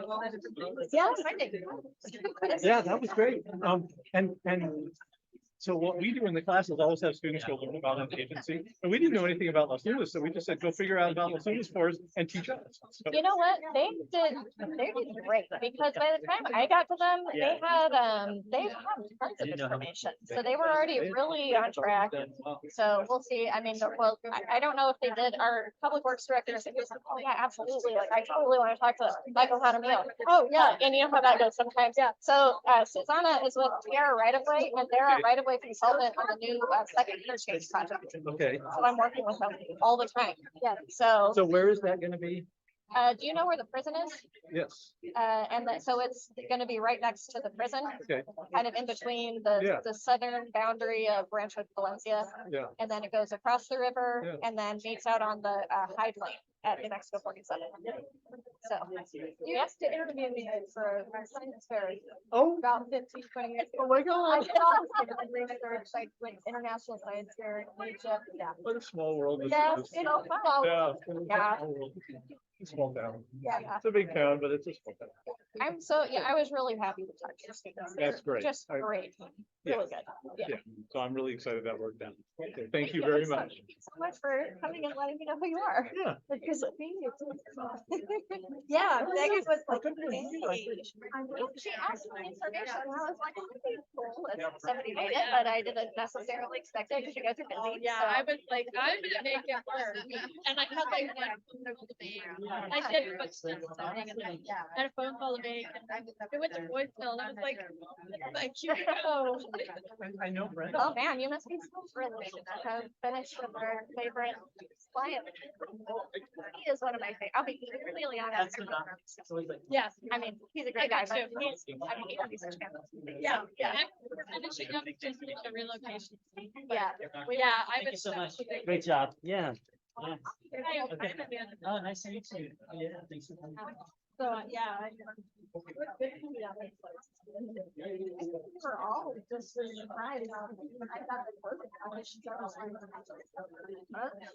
Well, it was been, you know, they were close to 31 by the you know, they were like,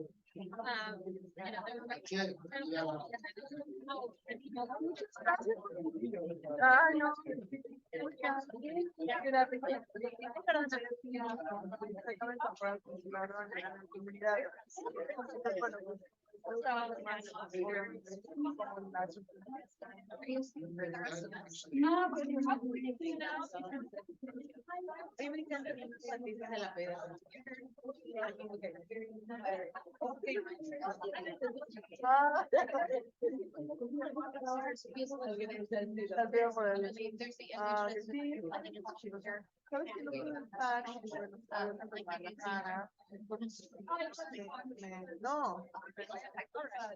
Excuse me.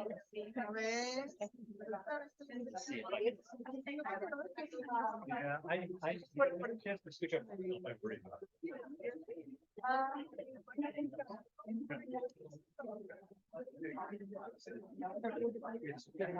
Yeah, I mean, I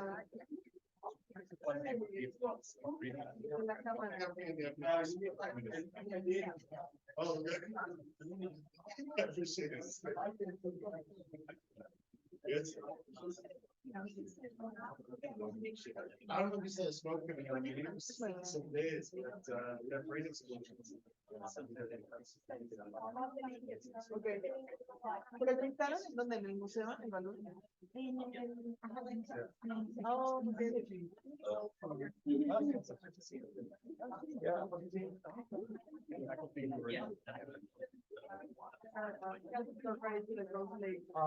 wait, yeah. very good. Yeah. Yeah.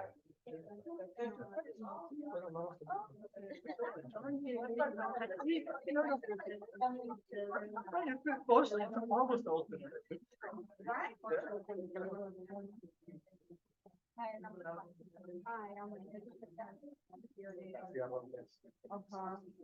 Marcelo and I were together.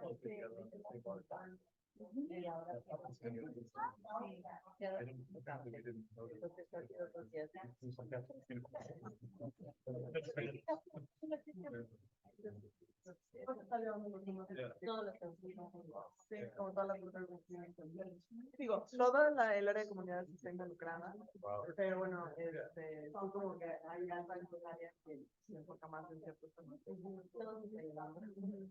Como es la parte que va a dejar de ser.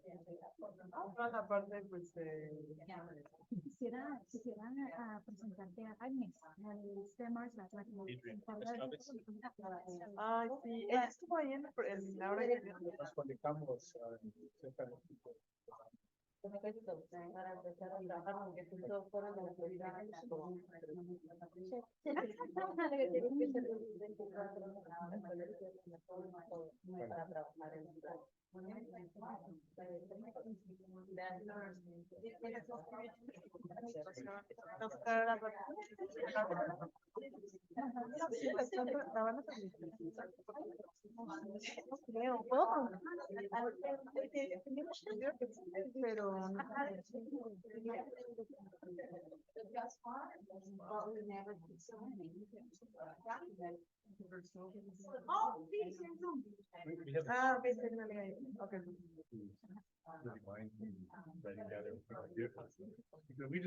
Oye, pero van a hicieron un reporte de todo lo que hubo como ahora que estuvo aquí la. En eso vamos a estar. Pero- Tenemos una reunión como de. Por nuestra parte. Sí, que entonces me comentado que casi siempre no he podido, ¿verdad? Que me Pero estoy, no. Incluso tuvimos renatos que vinieron a verlo. Fue algo muy especial. Los estudiantes mismos enfrentarse a los estudiantes de economía. Sí, ajá, el mismo correo. Sí, Sí, pero también los de Oaxaca, o sea, los que vinieron a. He was going to present a lot earlier. Yeah, that's okay. Que There wasn't a lot of communication with him and his office. It's really hard. Let's see. O era su primera vez los. So here's the USB. Los de Alfa. Did you? I'll let you do it and I'm going back. Ya lo vi. Ya lo conocía. Ajá. Lo habían visto en Taos, pero era la primera vez. Ah, en Taos, exacto, cuando fue Estaba en Taos. chiquito. Ah, ok. Ay, qué bueno, qué bueno. Ah, pues sí. Qué bueno que vinieron. Qué bien parecido. No me dijo, ay,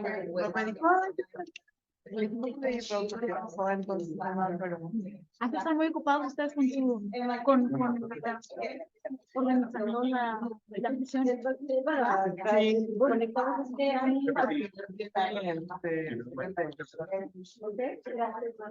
¿Qué?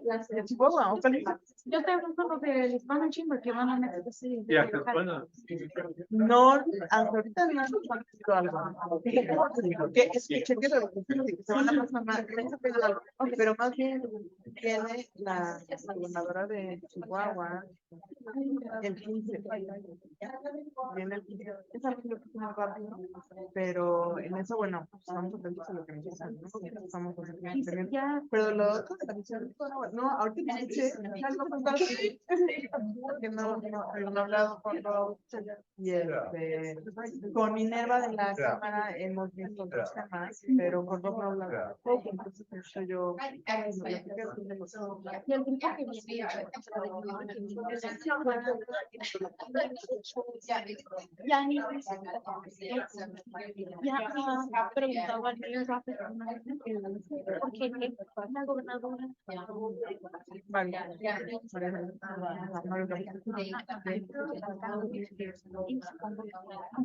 Pues no sé, no nos han dicho, no nos han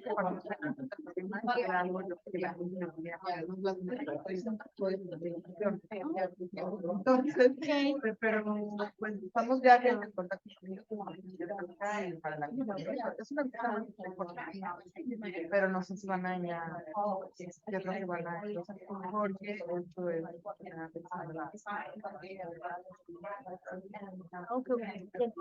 pero yo pensé que te referías a eso, pero no me interesa a la misión. Sí, sí, sí. Bueno, yo estaba bien, wow. Pero bueno, si hay algo, digo, no nos han dicho, ya digo, si viernes cuando se van a Ellos se van ¿Son de Guadalajara? No, de la Ciudad de México. Yo soy de Guadalajara. Ah, ¿cuál es su nombre? Carol Ibarra. Nosotros somos del Consulado de México. Ah, qué bien. Sí, yo soy estudiante aquí. Ah, de aquí de México. Pero bueno, mis abuelos de Guadalajara. Mi abuela es de la Ciudad de México. Yo en Guadalajara, después me moví a la Ciudad de México. Mis tíos se fueron a Guadalajara. Aquí tengo ahí. Al revés, mi abuelita es de la Ciudad de México y se fue a Guadalajara. Pero te quiere decir que está en Guadalajara. Toda mi familia está allá y mi hermana estudió comercio internacional y tiene algunas ciudades donde yo soy lingüista. Pero lo que se te ofrece con muchísimos ingresos hacia todas las vacaciones de diciembre y eso. Así que que chequeé. Ahí está. cara y de alguna manera, no sé si estás demasiado ocupado porque estás defendiendo tu dissertation, pero. Ah, ya mucho, ¿no? Pero, perdón por interrumpir. No, No, no, no. Mucho gusto. Oye, yo ya voy tomando. Carol Ibarra. Igual de- Ok. También era así. Tú no vienes de viaje y ya. Ah, de aquí, perdón. Sí, ya entendí, ya entendí. Sí, estamos en el consulado de México y de Albuquerque y venimos a la para llevar culturales, de la y yo llevo educativos para la dentro de del departamento de comunidades. Pues qué bueno. Pero es muy bueno saber Que hay. Como no tengo tarjeta, pero mi teléfono. Mira, para mí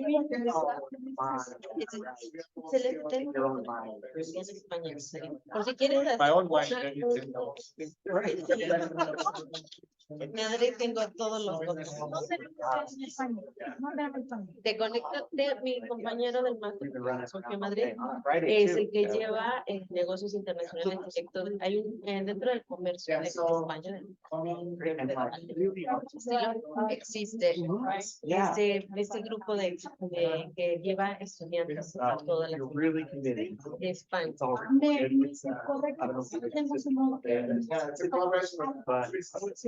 Ajá, él está ahí, el Albuquerque, el original, que también hay en Portugal.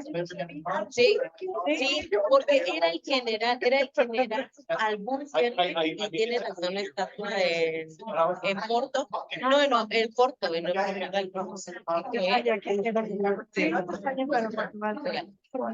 Sí, sí, sí. ¿Quiere que se las tome? ¿Se las tome? Nosotros tomamos unas también de la presentación de los intercambios. A ver, déjame. Justo. A ver, Mi apellido es Ibarra. Okay, dame un segundo, perdón. Ah, sorry. So I have all of this is so like I have 300. So all of the PowerPoints are here, but I just downloaded the one from Shannon. Okay, from Shannon. That's the only one you needed, or Yeah, that's the only one I needed, yeah. Because the Google Drive is open there, so we can download Okay, everything. let's, let me just cut this and paste it into the format. And thank you. Very good. I'll be here if you need something. Let's see. So good to see you. Extroverted. I want to evaluate that. I don't buy it.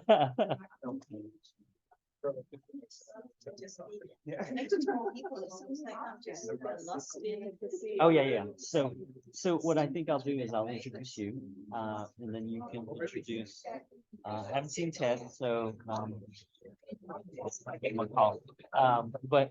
And then started.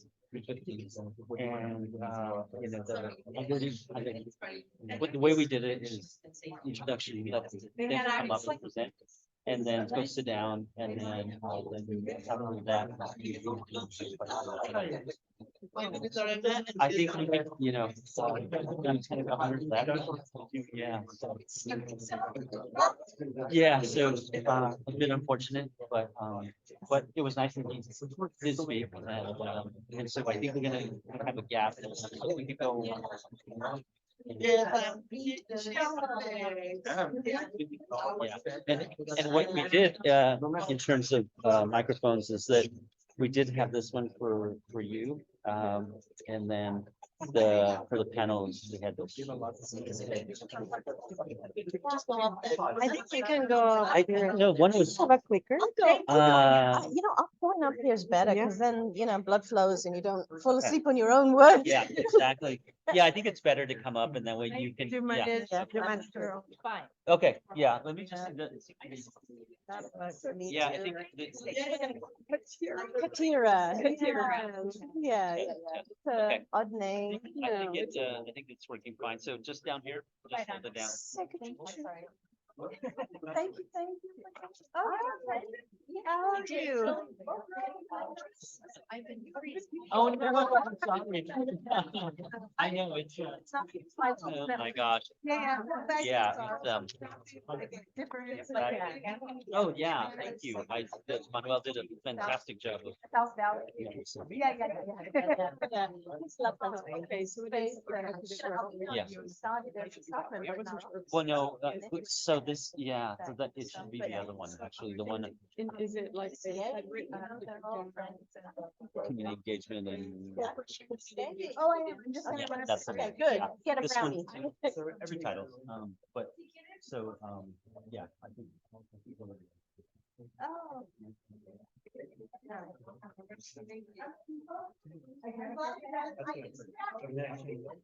Yeah. Well. Hi, I don't know if you remember.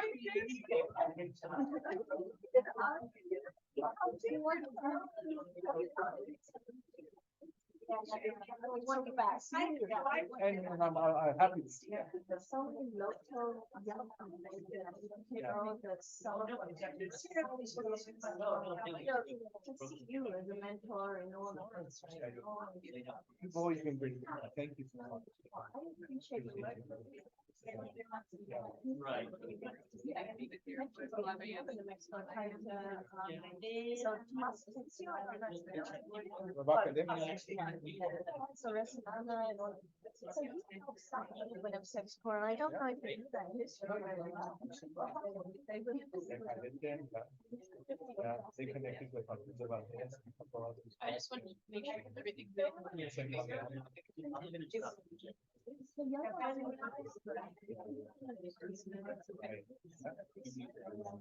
The people that help me. Yeah. And when I see people are like, doing this, right? And so I have this, the history helps because it's Yeah. like. I started hearing earlier. You know, I teach a history of economics class now, and I do have a module on the near after the now. Okay, so maybe we can make like a session. Oh, yeah. I remember you did a lecture one time on how municipals have the First Nations. Yeah. Oh, you still. Still do that. Okay. That's why he's still doing it. Yeah, I mean, even when I'm sleeping. Just like this. That, I go around quoting some of what you said. And it's really make me feel really- No, well, the updated version is in European. Oh, okay. Yeah, not great. I mean, Mexico, Indonesia, Nigeria. I have a reason why I changed. Since then, yeah. It's in progress. In progress. But Brit makes sense to me as well. Yeah, oh, no, it's right. You also think that from DJ Prashad. Yeah. So he's, so my,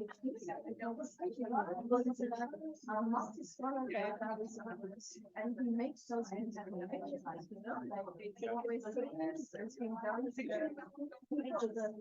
he lived in four nations or the Gulf nations, right? Yeah.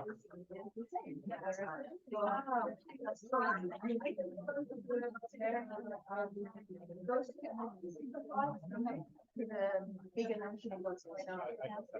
Yeah. The females can get tricontinental. Yes. Yeah. Yeah. It's like, I didn't know I was out there. So, but I look forward to hearing from you. My young ones are coming in slowly soon. I've got the regional director. Good luck. I'm sorry. Mess up right now, these guys, they think I won't work for them. I've never seen. Well, No, I'm.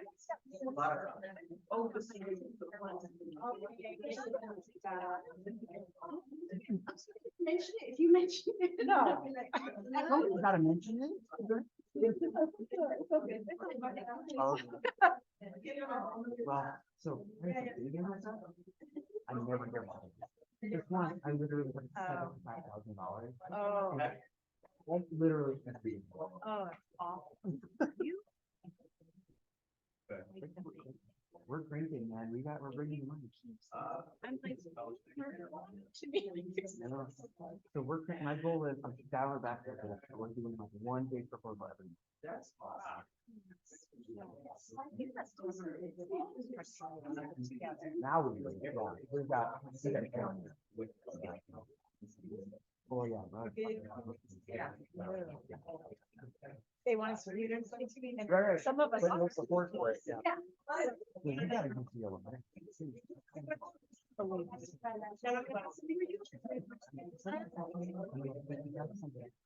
Yeah. Yeah. I guess we 7%. That's our colleges. 75%. I mean, it's of the top we get back to the college, right? Not of everything, but. But. Yeah, now we know that, we should be putting everything. Right, and then I can just, oh, that's your. Okay. Because it's so, it's so. Yeah, we think 52.5, but then, you know, a slice that comes back to the college, I think like. Yeah.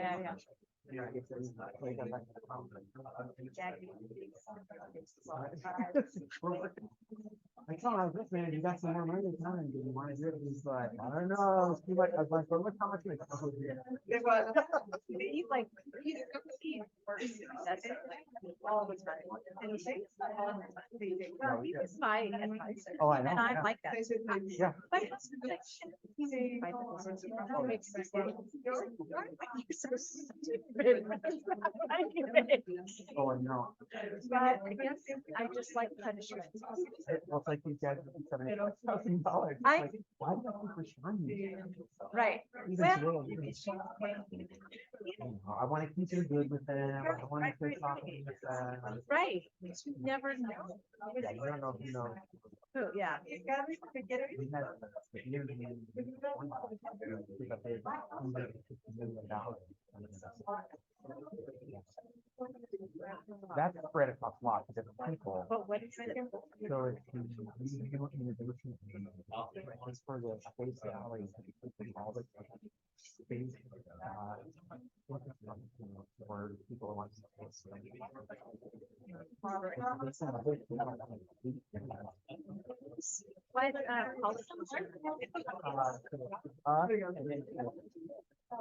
And well, I'm definitely in the partner too.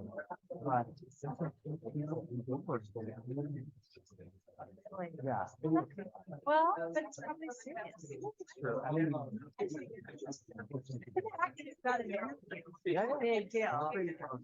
That's So- right. Wow. Wow. Now I need to get my well, I already asked for it. I was just stepping in. Oh, really? I said, I didn't know that. Can we get the new stuff? Yeah. Not in that spot, nope. You're good at what you do. I'm trying. Yes, you are. My reinvention. Yeah. Oh, you added the name tag. Look at you. I did. Everyone knows You you, man. feel anonymous? Yeah.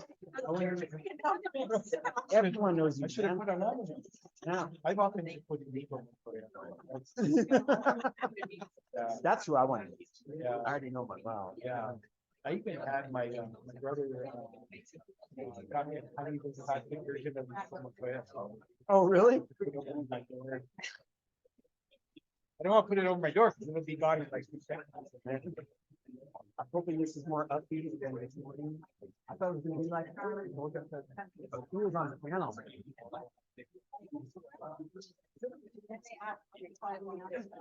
You made it right on time.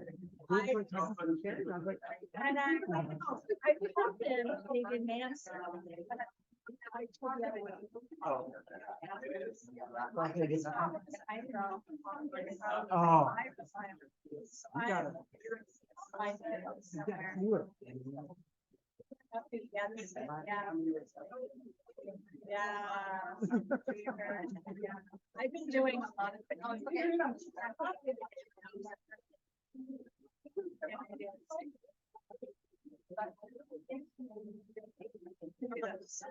Organizes the. Oh, yeah.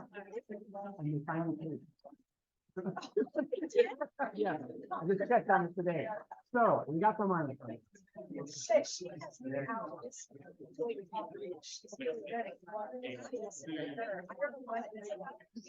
But I'm like, okay, it's fine, that was in the scope.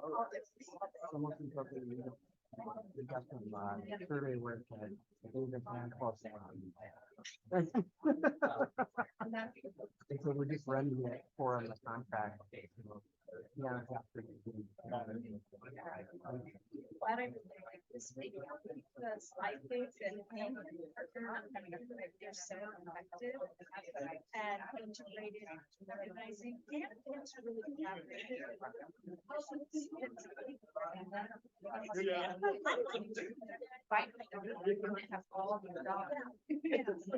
No asking.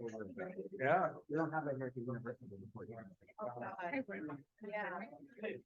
What did that run that meeting? You want to find out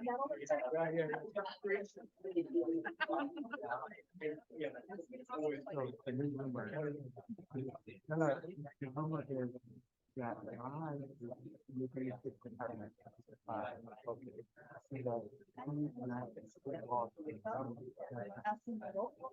Very nice. Very nice. I don't know. No, it's not. But like, no one would believe. Oh, that's. Phoenix rising. Yeah, it's actually. Out of the ashes. Bob. I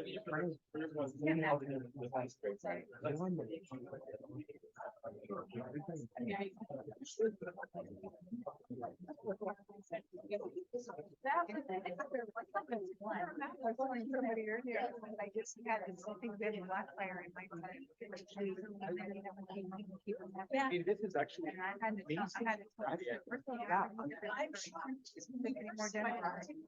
Oh, Right, yeah, it reminded me of Windsor. Who's coming? Me. Wayne.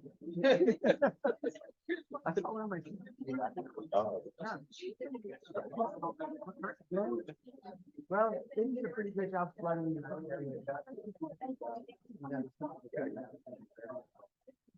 So what was the?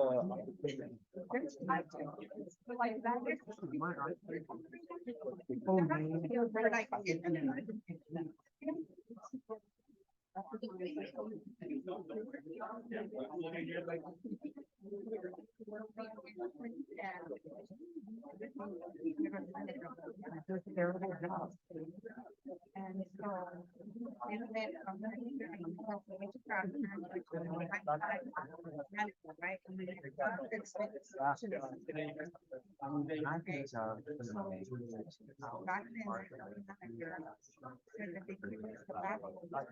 I think so. I mean, it's like, good at arguing about it. But in that case of an. And it's so energizing. That. Really mobile. Yeah. All this law. Like,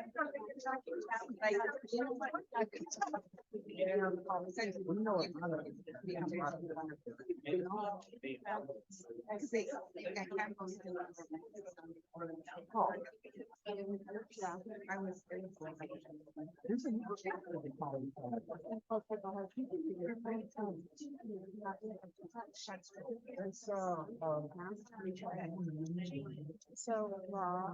So, is this title executive director of corporate community engagement at the industry? Yeah. Yeah. Because I know that Tim said. Yeah, me as well, yeah. He said, use his other title. Okay. And so I was like, okay, so. I got too many titles, totally fine. But, for that title, I mean, if for some reason Tim said. It's not It really doesn't matter. I just want people to like. And I. So, yeah, and this was just sort of the order I put up on the flyer, so I thought that I'm just gonna kind of say the four of you are presenting and probably just go in order. Just be- Totally fine, so I know where to stand up. If everyone goes before me, I'll know on. All good, all good. Marlon, I was talking, this is like. For a Friday afternoon.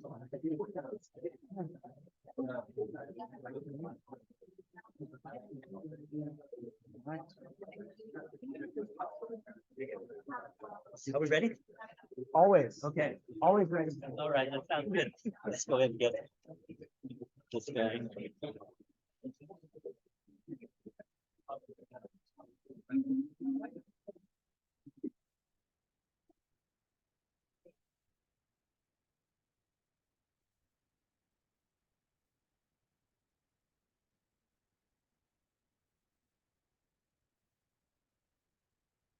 All right.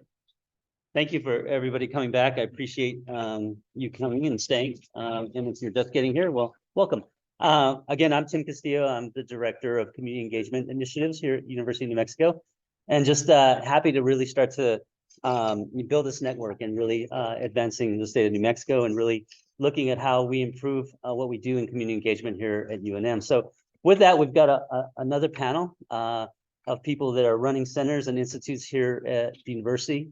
And I'm going to turn it over to Renya Enfort, who's going to talk to everybody about and moderate this session. So Renya, I'll turn this over to you.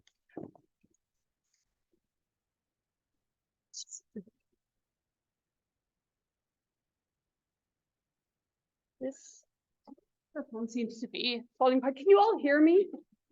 Yes? Okay, then I'll put this here.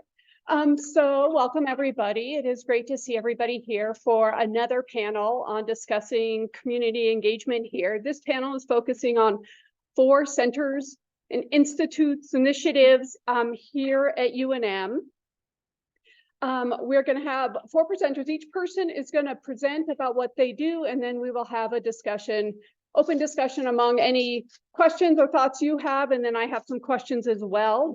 I am a professor here in community and regional planning. And our 4 presenters today, Ted Hohola is the director of the Indigenous Design and Planning Institute.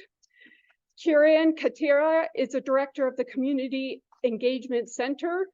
Shannon Sanchez Youngman is the associate director of the Center for Participatory Research, and Rob Del Campo is the executive director of corporate and community engagement at the Anderson School of Management, and also the executive director of UNM's Innovation Academy. So we will ask them to present in that order, and so perhaps Ted, you can start us off. Do I need to go up there or? Yeah, Ted, you can run it. I think you're all set up with the next slideshow. Great, thank you. Okay, so is there a mic attached to this or it doesn't matter? It seemed like the pieces were falling off. Here we go. It's falling apart like me. Oh, wow, it did. I don't know where the clip went, but do you want to hold the microphone? Sure, I'll just hold it. Okay. Is it okay that I speak at this level here?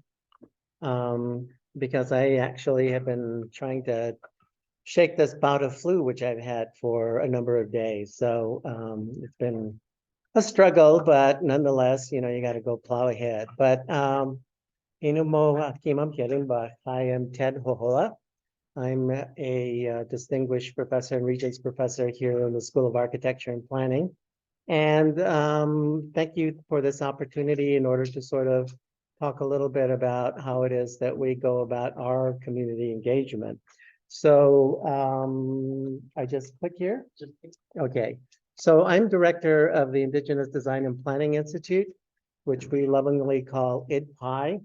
And we were created in 2012. And basically our mission is essentially to inform Indigenous design and planning by engaging our faculty, our students, professionals in the community and culturally appropriate practices. And specifically, we look at how it is that we can use culture and identity to help inform community engagement and design.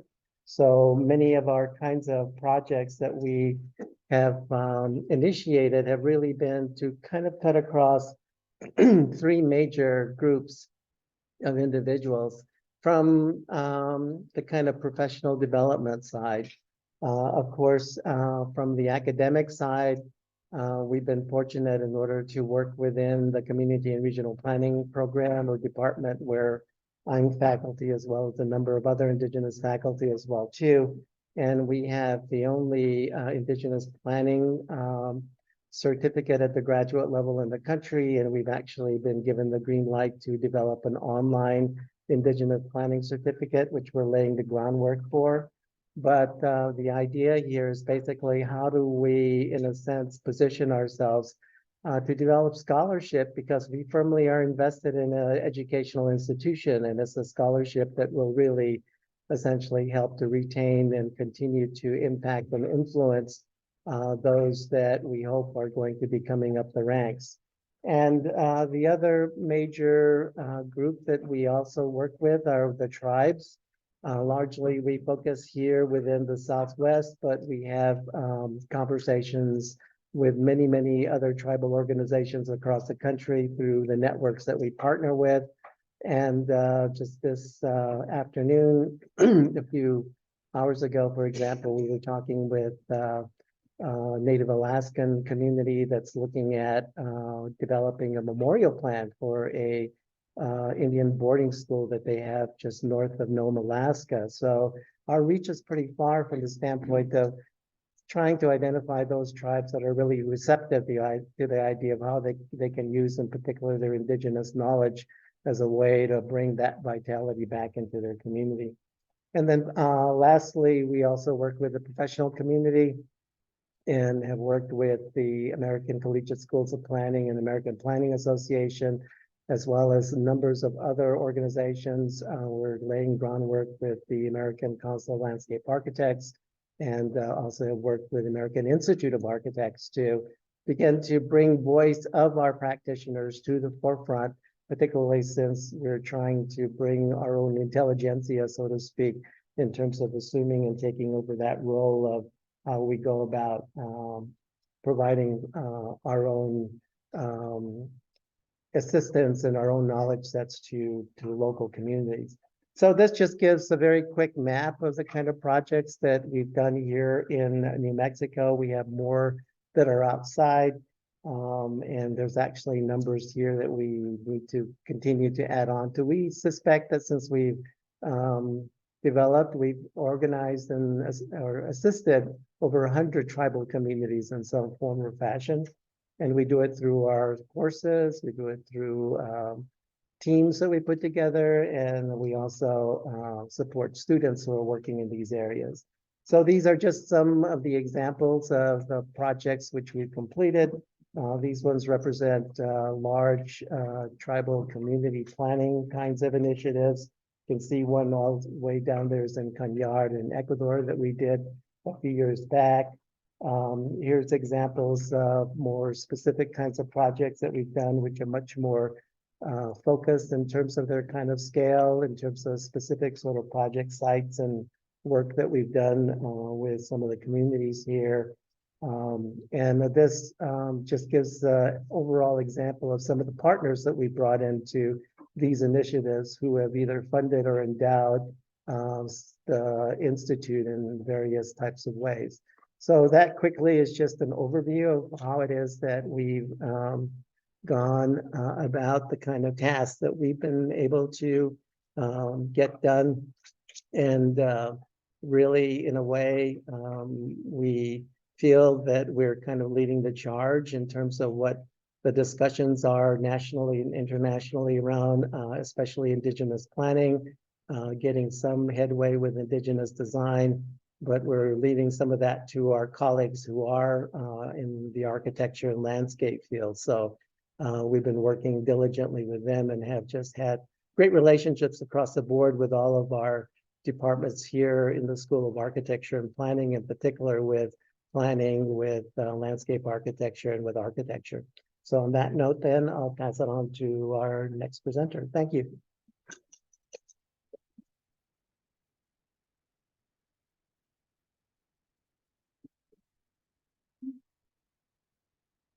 Thank you, Ted. You know, he's mastered the art of being so succinct and 40+ years of doing this work, right? So this won't be that, right? I've only been doing this about 25 years, but you'll be like, what did she say? It's all over the place. But I will try to sort of share what we do at the Community Engagement Center. So I'm gonna pull up. So it's anti-racist leadership for a just and kind world is the real, you know, emphasis of what we do. And know that that involves a lot of ways that we need to do that. Some of them are more sort of, and by the way, I won't be reading off slides, so you'll hear me ad lib and add things that you're like, where is that on the slide? So the institutional change piece for sure has to happen, structural change.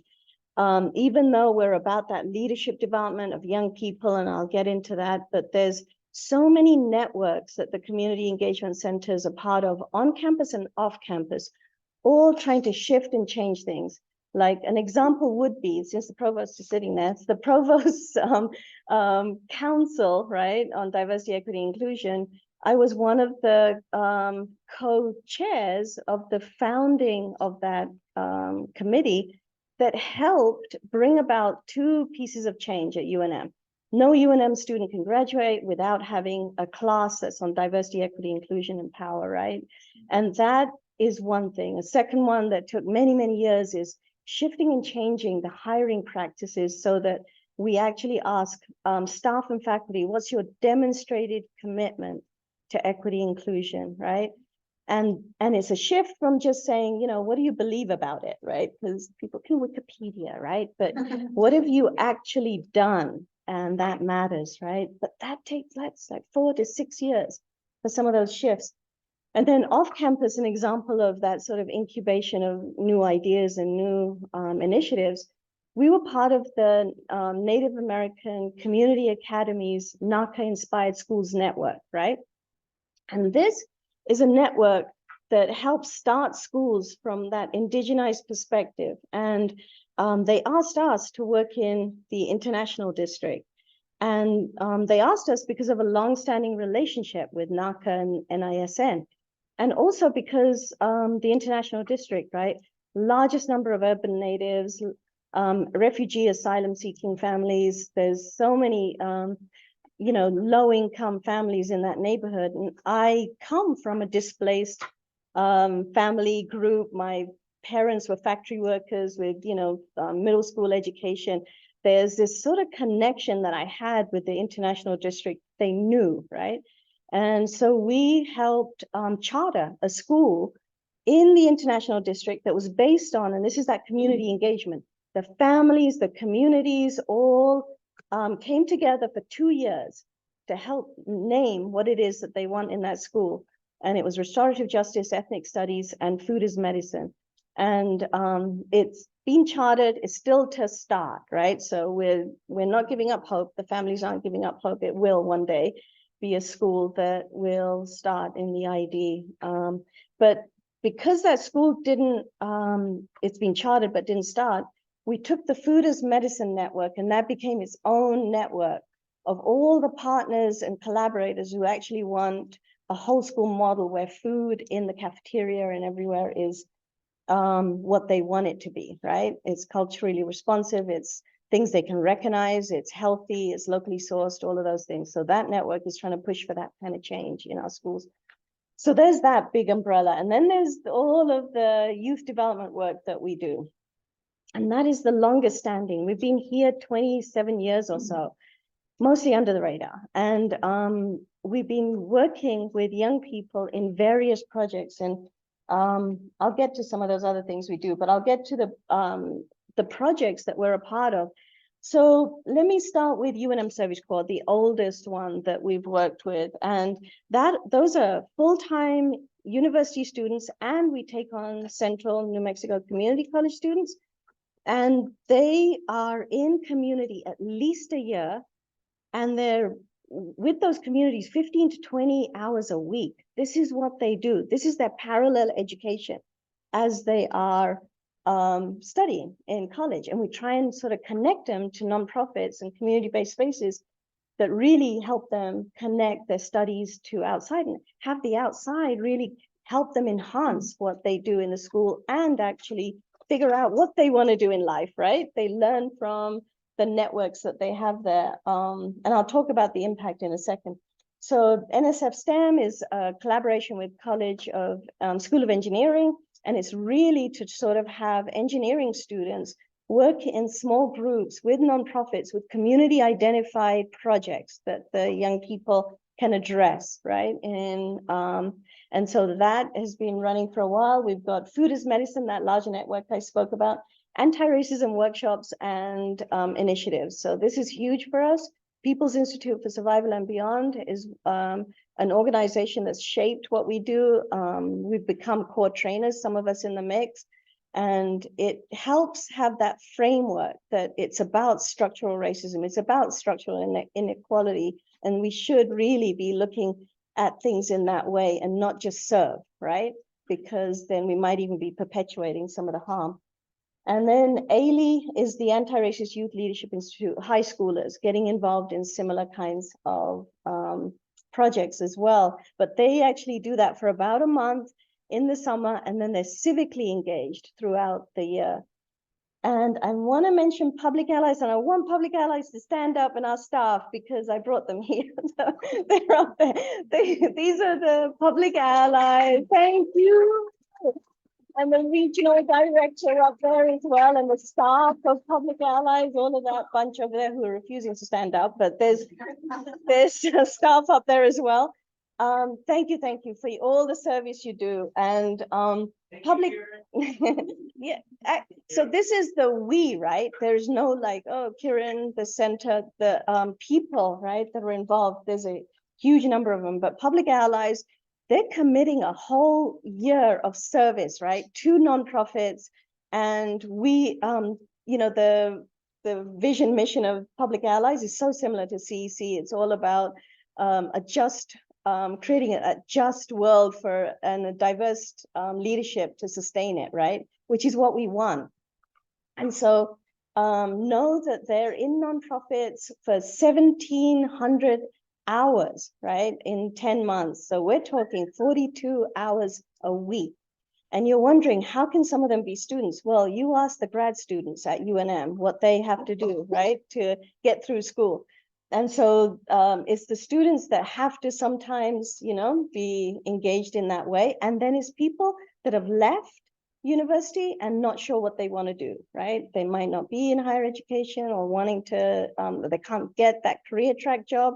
And there's others that want to just commit. This is like domestic Peace Corps, right? This is an AmeriCorps program. They want to give to New Mexico. And so we have all of them, and we have some that go straight out of high school, and they're actually part of Public Allies as well, and they want to do that as what they do. And this is a little bit more about them. Just look at the pictures, because I said everything else. And you'll see some of the things they do. We have the Symposium as well, which is once a year.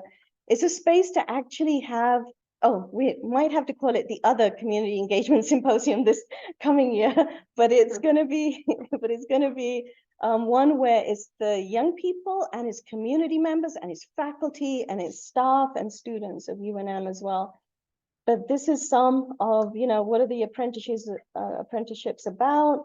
And these are paid internships, right? And apprenticeships. We never have that sort of voluntary connection to community because we learned very early on. In fact, the very first year we did it, but we said, oh, let's just have volunteers. And they were all people who could afford to do that, right? And so we had to figure out, how do you pay people to do this? Partners, you won't be able to read that, but it's a heck of a lot. And they keep changing every year because we'll recruit. These are some of the trainings I talked about, some of the impact, right? So cost benefit ratio. And I'll say this in front of the provost.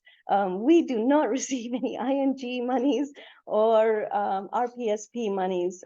It's all soft monies, except for the students of UNM giving monies for our students to be engaged. But I know that's the pattern across the university. And I know so many people are doing it without actual institutional funding, but we can change that as a collective. And we can do that together, right? This isn't, you know, I am UNM as well. And then this is a full-blown institutional review board study that hasn't been published yet, but these are the findings, the initial findings of how this impacts the students.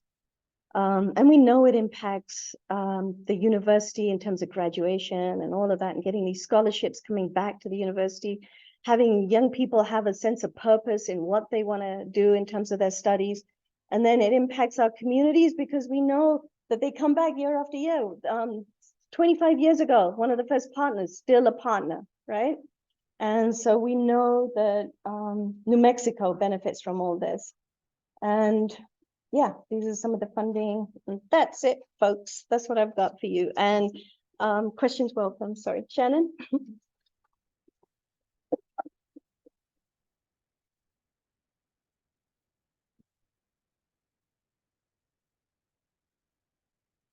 Where did the microphone? Is this the microphone? Where did it? Oh, can you hear me? Yeah, I think I'm gonna take this. That seems too slight for my voice. Good afternoon. My name is Shannon Sanchez Youngman. I'm an assistant professor across Lomas in the College of Population Health. And I am one of those people that the first panelist spoke about as a returner. I'm a native New Mexican. My family comes from the Belen Tomé area, and I have a lot of deep roots to that farming community and the land grant there. I'm going to be talking to you today a little bit about the UNM Center for Participatory Research, and it looks like my slide didn't make it all on there, but that's okay. I'm the Associate Director for Research and Evaluation. Nina Wallerstein is our director and was unable to be here today. She's visiting with her son in New York, which is good for her. And Rebecca Ray is our other Associate Director who really manages all of our efforts related to Indigenous CBPR work. Uh-oh. I'm not sure what happened here, but let's just make the best we can do here. So our mission as a center is to really support a collaborative environment, both with UNM and with outside partners, both within New Mexico and across the country, with the core values of really engaging in community engaged research work that is social justice oriented and that is really aimed at eradicating and remediating inequities related to social and health inequities. So we've been talking a lot about engagement today, and we've heard a lot of people talk about engagement from pragmatic experience, from historical public history, from business integration. The work that we do is really centered on a collaborative approach to research that really equitably involves people in all aspects of the research process and recognizes the strengths of multiple ways of knowing and doing knowledge production. Our approach and the work that we do is really centered on when people are engaging in, let's say, health research, for example, that they're really going and partnering with community members to research a topic of importance and to bring in community knowledge and perspectives along with academic expertise and knowledge to improve the community and eradicate health equity outcomes. What's important about this kind of research is that while many of us do observational work that's grounded within the typical academic setting, our approach is also very action-oriented. Our center engages in research that is designed to actually solve and tackle problems that real-world people face, and to also really celebrate resilience in communities. We heard that a lot in our first panel from people who came from all over the state.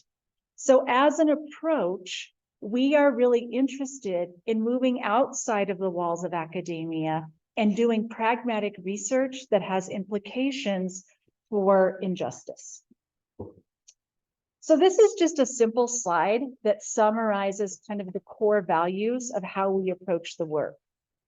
We say that our research is not on, it's not for, but it's with community. So when we engage in research initiatives from start to finish, community organizations, community stakeholders, grassroots community are all part of the research process from start to finish. We don't just go out and collect data and report and get feedback from communities. Through our efforts, we're really involving community throughout the process so that we're really co-creating knowledge. A major aspect of our center is promoting Indigenous health and wellness. And the mission of our Indigenous and health and wellness work is really centering on not only doing research that involves the co-creation and the use of Indigenous knowledge, but Rebecca Ray, who runs this portion of our center, is really working on civic engagement and mobilizing Indigenous communities to be part of the research process. And she does substantial work on this new concept, or not new concept, but important concept of data sovereignty. She says that when we talk about Indigenous data sovereignty, we need to think about the historical mistrust that exists within communities, that is rooted in colonial mindsets, and that true partnerships are really honoring and figuring out how research institutions like ours conduct research in ways where the data doesn't just belong to UNM, but it's shared and returns to communities who can use it for sustainability efforts moving forward.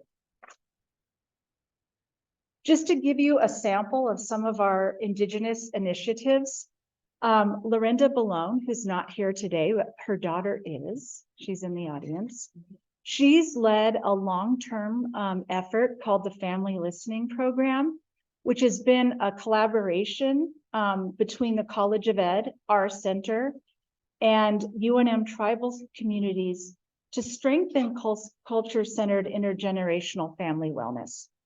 That program has been funded through multiple cycles from the NIH, and now her initiative is really working on how to disseminate and implement the findings throughout the state of New Mexico.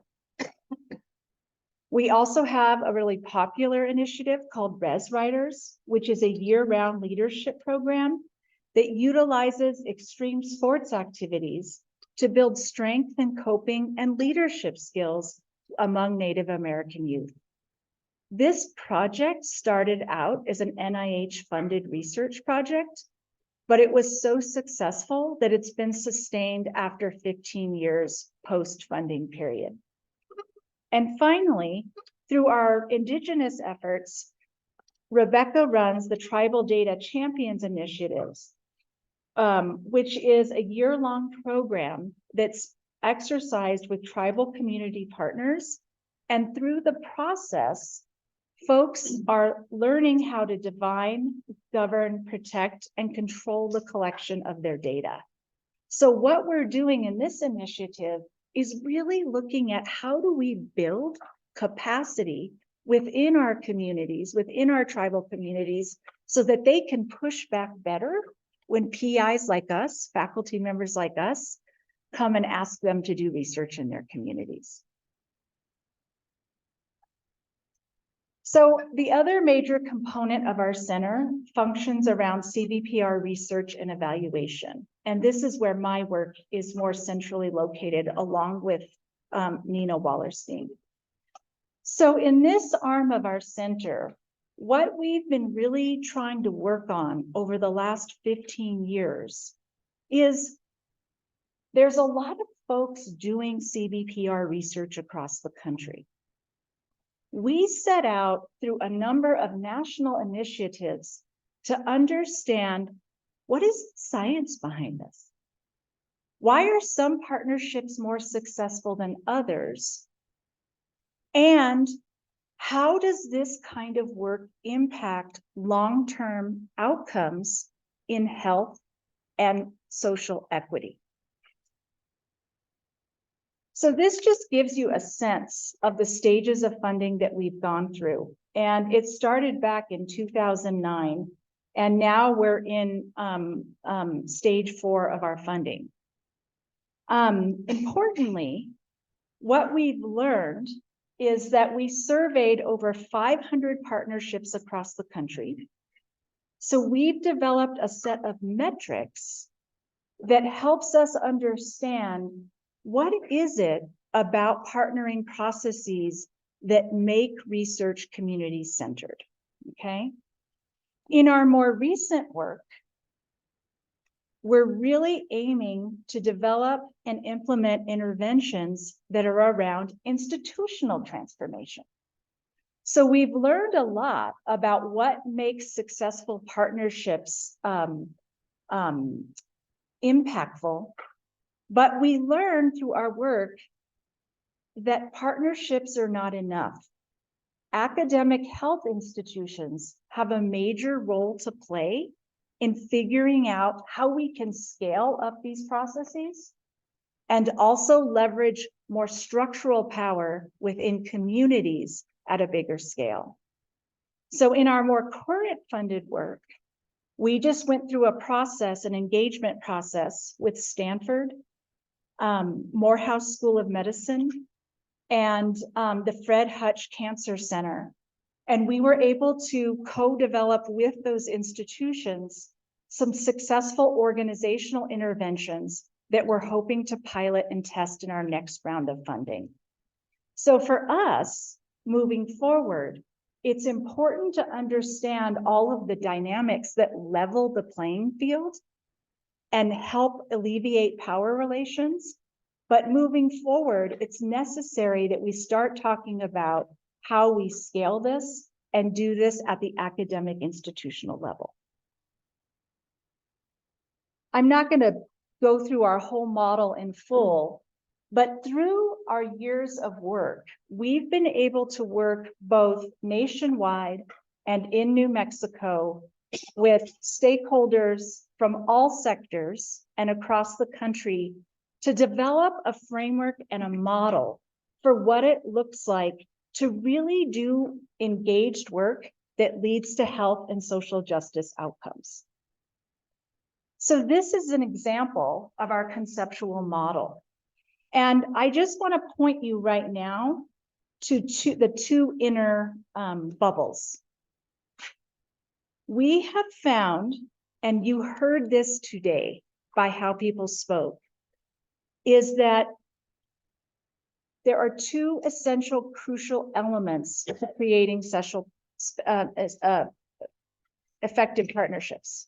One is relationships. And we've heard that throughout the day, right? Relationships can be between individuals, they can be among organizations, but the relational aspect is very, very crucial to forming successful partnerships.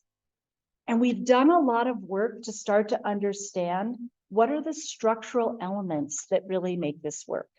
But since this isn't a research talk, I won't bore you with all that today. Importantly, we find that when people are doing intervention, that partnerships are much more successful at generating long-term change when they integrate community knowledge and when they use a variety of empowering processes in their work. Now, the word empowerment is a tricky one these days. But if you're interested for more details, we've done a lot of work on really understanding and publishing on what empowerment means. And finally, we have found that there's a real difference between projects that go to community partners and say, I'd like your feedback on my survey, and those that really are integrating community members in the co-production of results and analysis.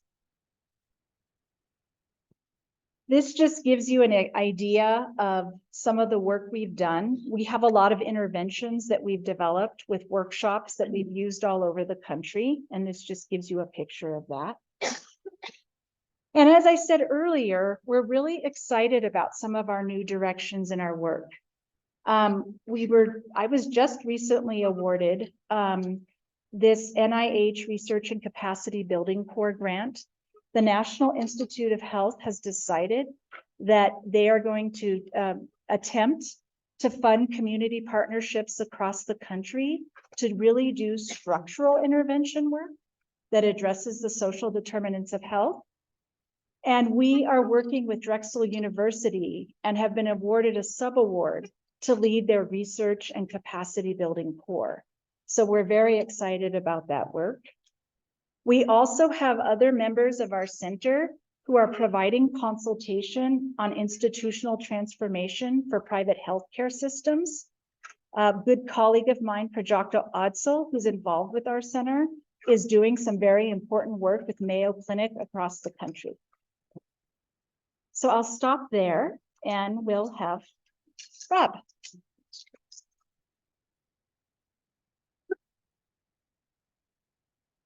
Thank you, Anna. I really appreciate all the work that everyone's talked about. I'm really in awe of all the stuff that's going on, and glad you have the opportunity to really share with folks all the amazing stuff that's going on here, because we don't really get to talk about it enough. I had a hold on my calendar from 1 to 5 today, so I prepared a 4-hour presentation for you guys.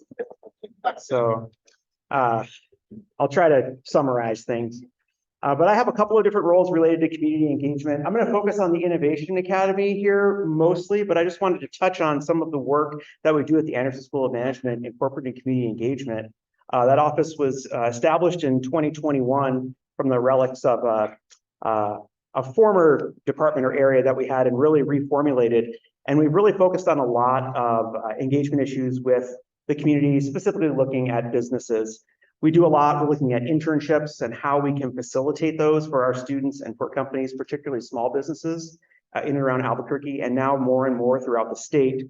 We also work on hiring and trying to connect our students with job opportunities.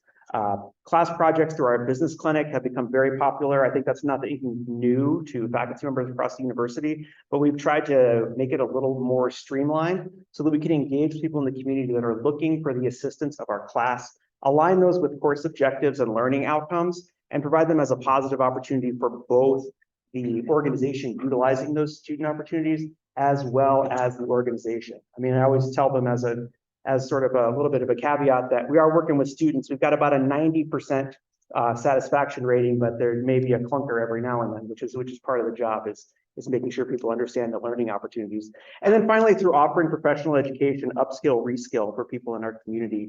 And we partnered with continuing education to make us not in competition, but in co-opetition. We're cooperating quite a bit. But today I'm going to talk a little bit about Innovation Academy, and it's really placed in a good spot here. I was trying to figure out how the order was determined, but everything's kind of built and kind of has their own unique kind of place here. I thought maybe it might just be alphabetical or something, but maybe Tim really knew what he was doing. So sometimes I'm Rob Del Campo. I'm also a returner. I am from Las Cruces, the southern part of the state. So Tim and I claim to be the only people from southern New Mexico here at UNM representing. And we'll fight you if you don't agree with us. But a little bit about the Innovation Academy, which is a different type of community engagement. Obviously very important working with the community and how we engage with them. And I won't go into incredible depth about each of our programs, but I'm going to hit on a couple of highlights of some things that we do. We started in 2016 with a partial FTE buyout for myself and a mandate to find 10 students that were, quote, interested in this stuff. Which we got to, and I think we've hit that on the head and done some other things as well that I'm really proud of. I think our work is really important and really impactful. And I think a lot of the tenets that our other speakers have brought on, talking about, restorative justice and talking about inclusion and all these sorts of things really underlie a lot of the stuff that we believe and put into place. So they're not really embedded in our presentation, but I think it's really important to acknowledge that it is part of everything that we do. I call this a meta-curricular program. I'm really not sure if that's even a word. Definitely not sanctioned by university nomenclature, but there it is, too bad. And we really perceive ourselves to be an incubator for ideas, businesses, and people. Right? So we're really talking about how the interface of people and ideas and the community can really better not only the people, but also the community. Where for all students, any major, and our mission too is to infuse creativity, innovation, and entrepreneurship into their degree programs and into their thinking as they move on and leave the university. So we really sought to democratize entrepreneurship when we started. And the word entrepreneurship is incredibly problematic. It has a lot of connotations that are not things we were looking for. So when we started the program and I kind of hoofed myself around to a bunch of classes around campus and said, who wants to be an entrepreneur? Like one person in the back of the room would maybe raise their hand. So who wants to be on Shark Tank? And everybody, me, right? They all want to be there. So we didn't want really the nomenclature to get in the way of people participating in something that could be incredibly helpful for them, or at least the tenets of which are going to serve them in any career or really any endeavor that they seek to engage themselves with as they leave the university. So we have the Innovation Academy, which is really a catch-all for many terms, but it really is more than just entrepreneurship. A little snapshot of students that engage in our program. We're around 2,000 students that engage with us right now. That's probably pretty close to our cap. 50% female students, 50% students of color, 65% first-generation college students, really resonating the mission that we're talking about creating opportunity for themselves and really chasing it as something that could be productive for them in the future. And providing a safe space for failure, a safe space for success, and a safe space for whatever kind of lies in between. We have students from 88 different majors across the university now. This ranges from philosophy to medicine, from law to engineering, to business, to education.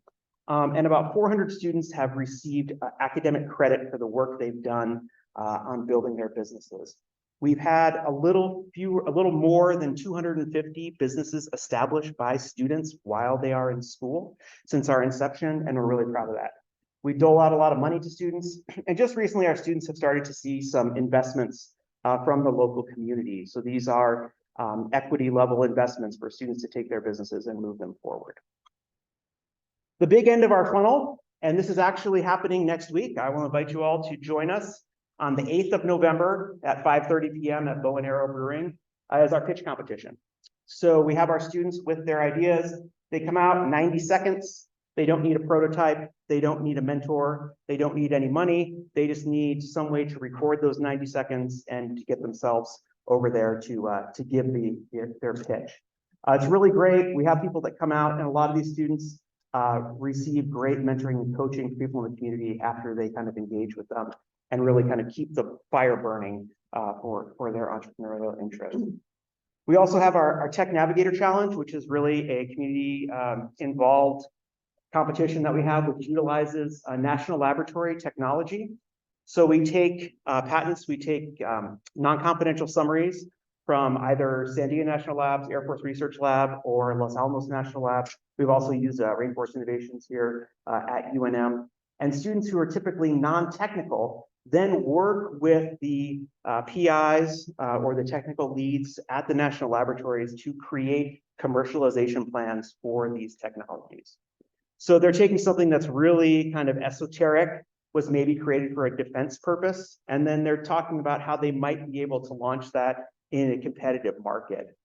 It's a tremendous opportunity for them to learn a little bit about tech transfer, and it's really great. It's been a great way for us to create pathways for students who don't typically pursue technology degrees, i.e. Marginalized communities as well. And in fact, this past year, 2 of the top teams, the ones on that side, actually took testing and evaluation licenses for the technology that they worked with from the national labs. And Sandia very kindly did not charge them for those licenses to think about what it might look like.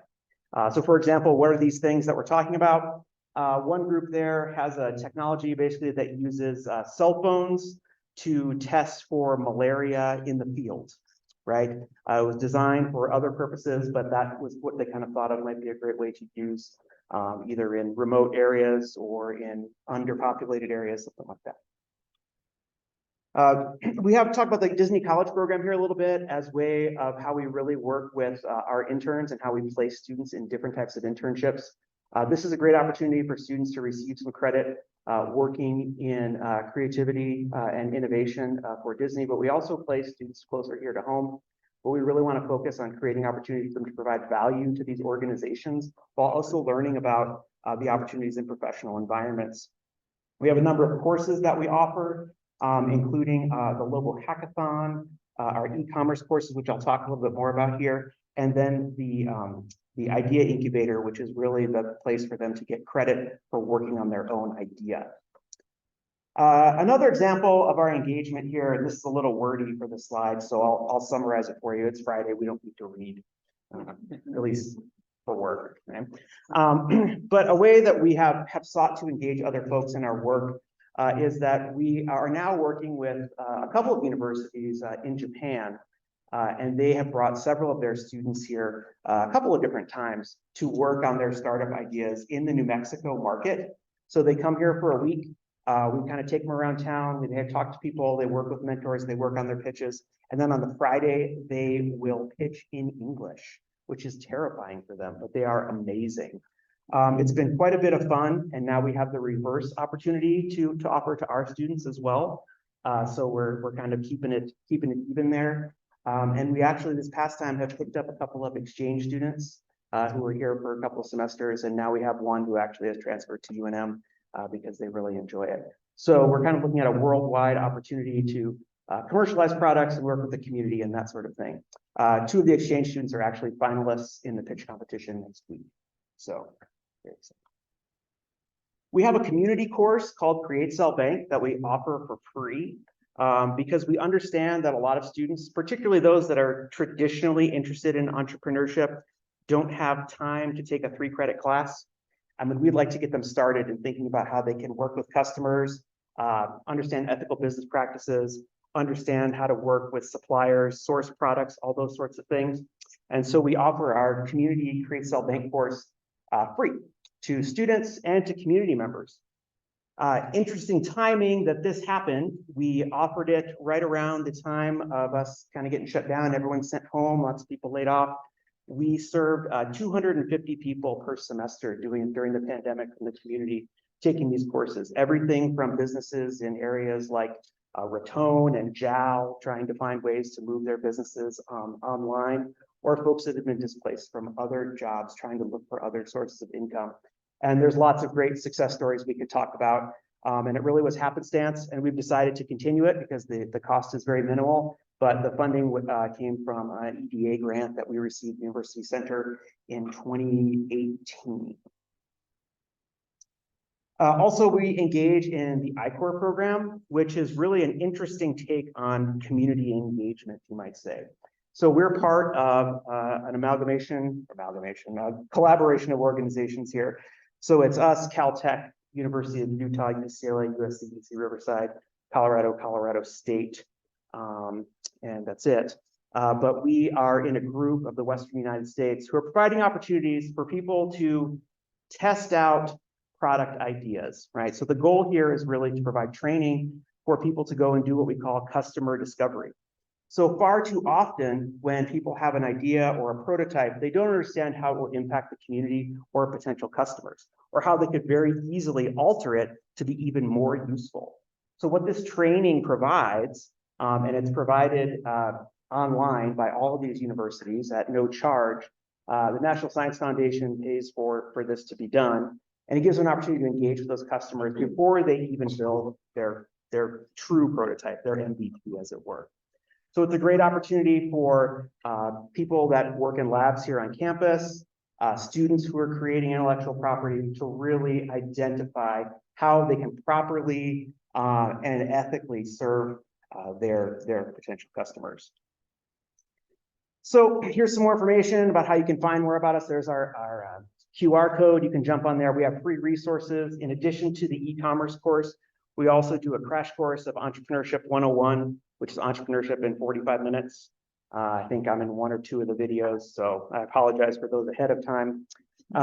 We have a number of other programs that we've sort of expanded into.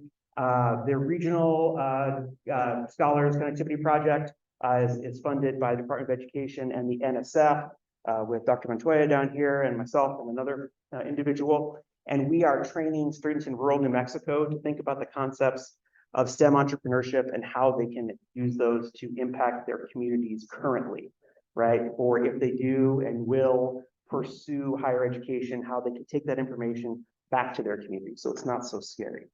It's a really great opportunity for us to engage their families and really think about how they can be impactful in a very powerful way. We had our cohort here on campus last week, and it was just an amazing opportunity. Additionally, we've spread out and we are running an accelerator program in Santa Fe right now. We have 10 local companies from Santa Fe that are all social responsibility based. And the exciting piece of that is that we also have 4 student companies going through the accelerator program at the same time. So there are 14 of them all looking to impact the economy of northern New Mexico and really thinking very intentionally about social responsibility while they're building their businesses. So lots of cool stuff like that, lots of fun.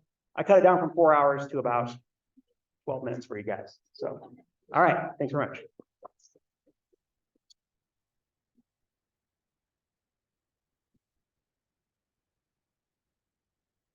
Well, I am, it's wonderful hearing about all this fantastic work. We have quite a bit of time for a discussion, questions, comments, and so I open it up now. I do have some questions, so maybe I'll start with one, and then certainly welcome anyone to ask a specific question about an initiative or maybe a more general question about this. I mean, I think we are all here because we believe that the university's engagement in community or the university being involved in community engagement is worthwhile. And in fact, from my perspective, more than worthwhile, but very, very important. And I am, impressed with how much work you're all doing. And one question that we heard pieces of this, but how you got started and how you're able to sustain this work.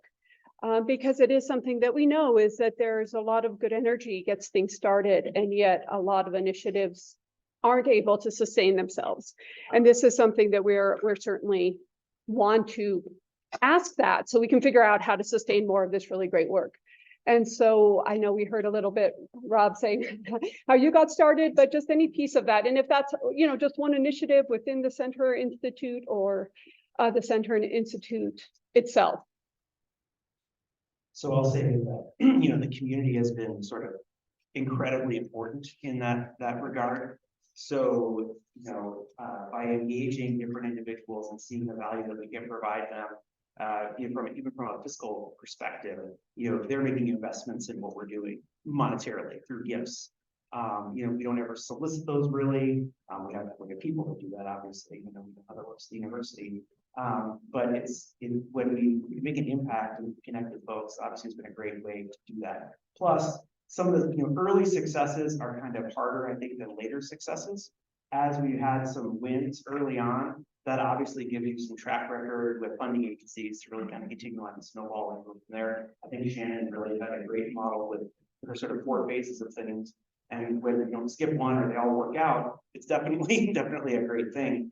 But it's almost like, the last grant was the easiest, but the first one was the hardest. That's my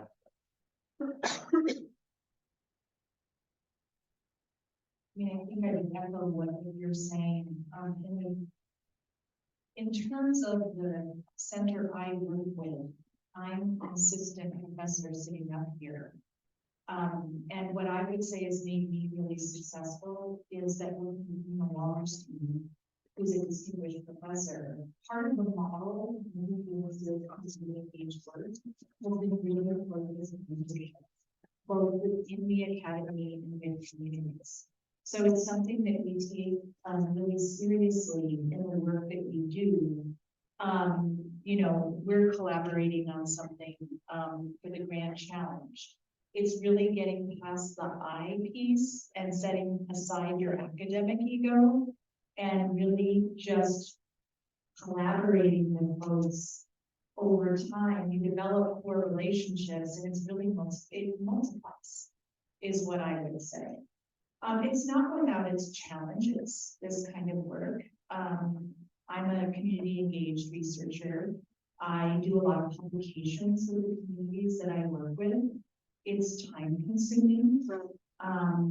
It requires showing up all the time, right?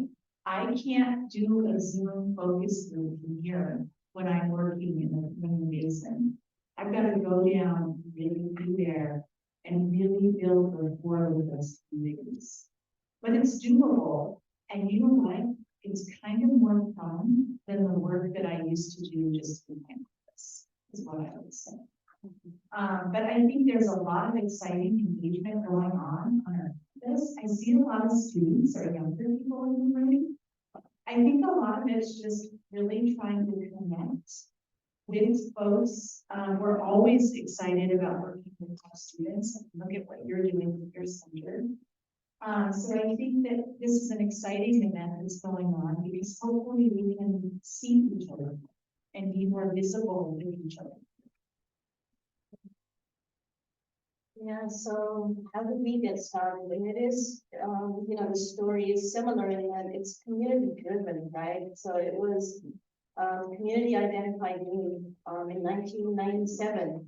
There was a lot of gang violence in Albuquerque at the time, and community groups came together with UNM, faculty, staff, students, and for a whole year, we're sitting with each other trying to figure out what it is that we need to do, right, to move forward. And, you know, there were families who had lost a kid to another family from another neighborhood, all sitting in that space, right, that sort of restorative space. And when you sit, and this is what Shannon said as well, is that you really got to show up, you really got to be there, you've got to build the relationships, and you've got to really be with those neighborhood partners. And then they being the way that we sustain ourselves as well, right? So how we started and how we sustain are kind of connected, because I remember the first Kellogg grant we got, I didn't even apply for it, right? It was neighborhood partners all knew that, you know, they wanted UNM service corps members, they wanted, you know, people engaged. They went and spoke to Kellogg without me even knowing. And then Kellogg approached us and said, hey, and for 11 years, that's how we were sustained by Kellogg, right? Full operational. But yeah, so the communities helped us sustain.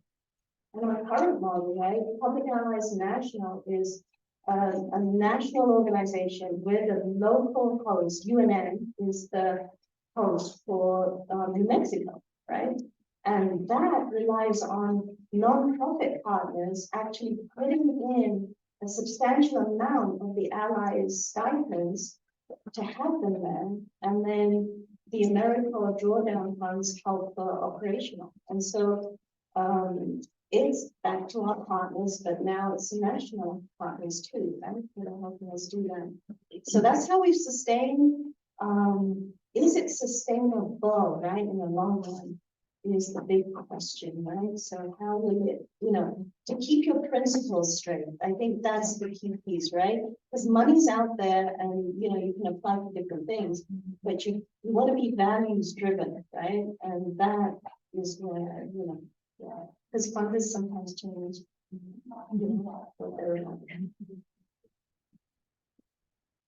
Well, we began actually in the context of this building. In 2004, this building was, you know, erected and dedicated the first major school of architecture built in 2000. Everybody was sort of focusing in on the learning for the floor. And basically, what happened was that that was sponsored by American Institute of Architects, and exhibit was the 150 most good examples of architecture in the United States. So I got all fired up out there and said, let's see what this is. And there's no representation of native architecture at all. So basically that just came out. And I started talking with colleagues and began to sort of relaying some discussion around why is that case? Why is it that our professions, which I feel are really strategic in terms of thinking about how it is so we can our communities to rethink themselves, and in particular because we come from a legacy of settler colonialism, very a lot of destructive, simulated types of policies and trying to transform us into the other.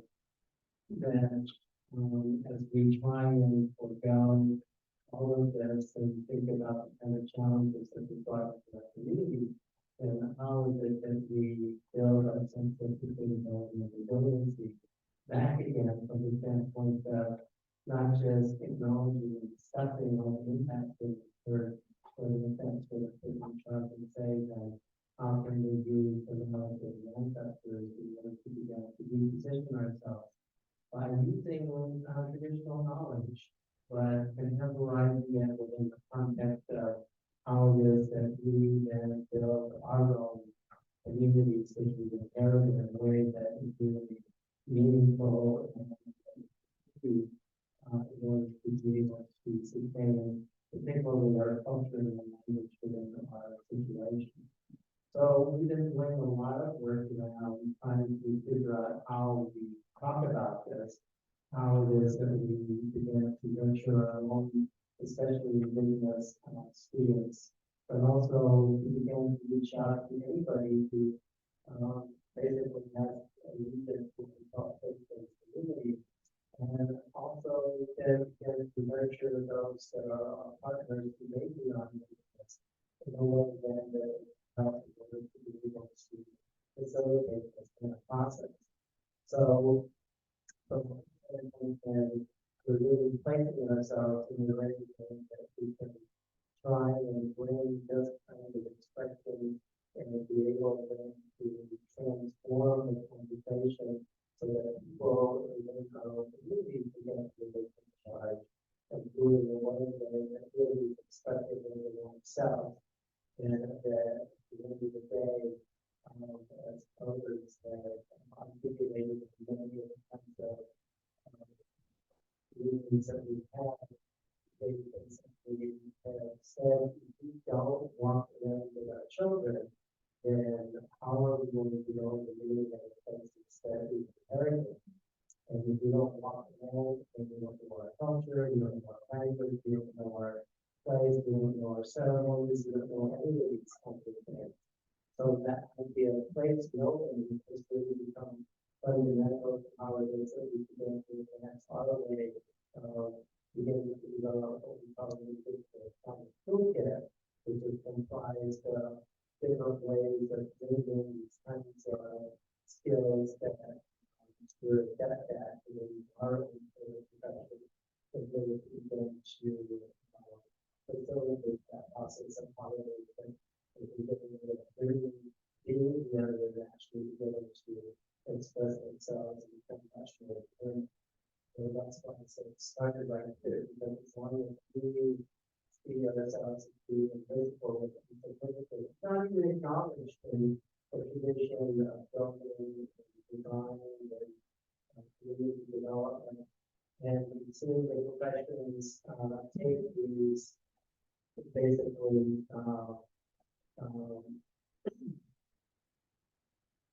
maybe we say strong, but essentially usurp it in the sense of the fact that they claim that it's their innovation. Ideas like green technologies, things that we're now dealing with in terms of climate change and how it is that we need to go back to the plan and land back onto models. All these kinds of things were integral to how it is that our communities themselves were resilient in the first place.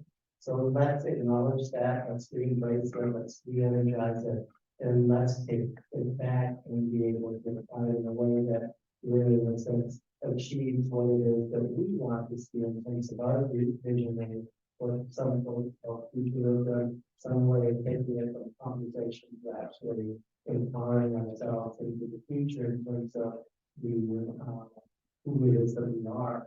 And we disappear in all of the things that we've inherited in the past. Maybe just one follow-up along these lines, picking up on Karen's point on about being sustainable into the future. If are there challenges that you see about sustaining your work, and if you have thoughts on what this might look like for institutional infrastructure to support that work as well, because thinking about that, any thoughts on that in addition to what you've all said? Well, sustainability is always a huge, huge challenge. The way that we operate is basically we go into partnership with the groups that we're working with. So, we follow the research model of saying, what's it going to take in order to be able to assist, and we take a little bit of that in terms of our overhead in order to be able to continue working on this. But on the other hand, we've been successful, especially within the last 2 or 3 legislative sessions, and also finally the university's warmed up to it. It's largely as a result of the Martinez initiatives that have gone on in terms of finally bringing that conversation of what is the necessary in order for organizations like ourselves not to always exist from hand to mouth. So we have been able to secure funding for the last 2 years that actually go to our FPG in order to provide at least 2/3 of the funding for our staff. And then on that, everything that we do in terms of negotiating with our organizations and adds on to that. So we've got that and sustainability model ongoing, but we're trying to firmly position ourselves so that we become a wealthy university in terms of being really have the ability to continue so that we can stop worrying about how we go out and address all the kinds of RFPs that are out there, but instead build our own internal initiative and go about, because then we have a solid core upon which we can build and extend our approaches. So we've been fortunate that Frontier is about participating in endowment, which funded us really good start too. We can grow that, but we have to, like, it's sort of a business model approach, kind of figure out exactly how it is that we stop deficit spending all the time and sort of grow that corpus so that we can essentially take on the same role as foundations do in terms of what we're able to generate a way of building that capital so that we can then depend year after year on the interest and then use that as a way to be able to build our basis of advocacy so that we can sustain themselves. And then the second part of that is we've been very attentive to the scholar aspect of it, because we are invested within the university and we see that as being somewhat in the belly of the beast.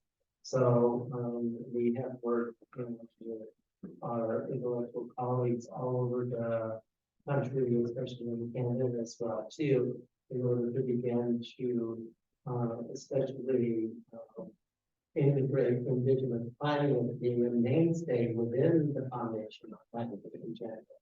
And we've succeeded at that. So we're happy to say that we've now got competition from other two universities who are now funding their own faculty as with specialization in indigenous planning or as indigenous planners. It's a huge thing from when we came forward from maybe even think that we invented the Singapore hemisphere. So I think, that's the other thing that we acknowledge is what is our place in terms of contributing to that foundation of the knowledge. Oh, wow, everything you said, Ted. And for me, it definitely feels odd to be like a nonprofit inside the university.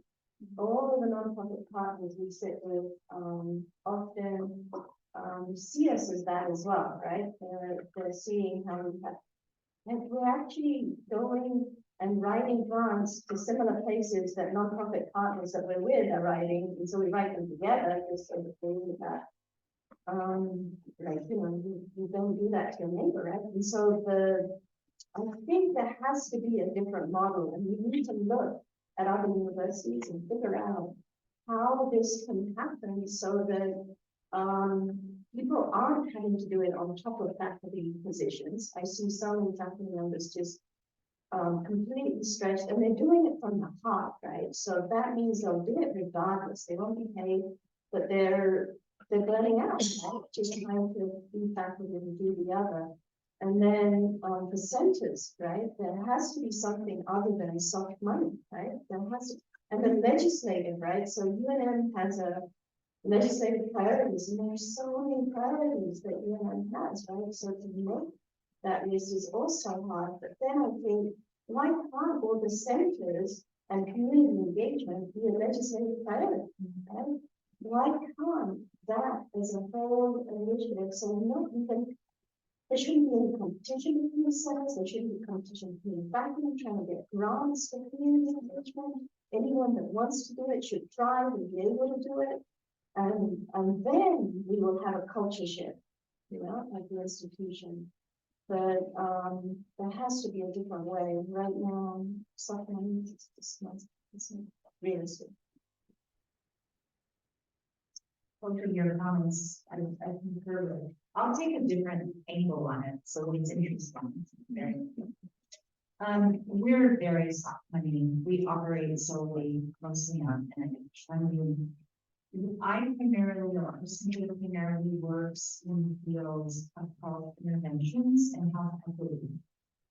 And so for us as a center, yes, it's important for us to have all of these things to sustain what we're doing in partnership with the community. But from a more macro perspective or global perspective, we're very interested in thinking about how do we shift resources that are going to academic institutions into communities to solve some of the long-term health problems that we face. So for example, I do a lot of work in inequities related to well-being. I can go out and leverage federal dollars and work with community partners to generate resources to develop innovations. But the truth is that if we're really interested in solving inequities, that's a very long-term effort.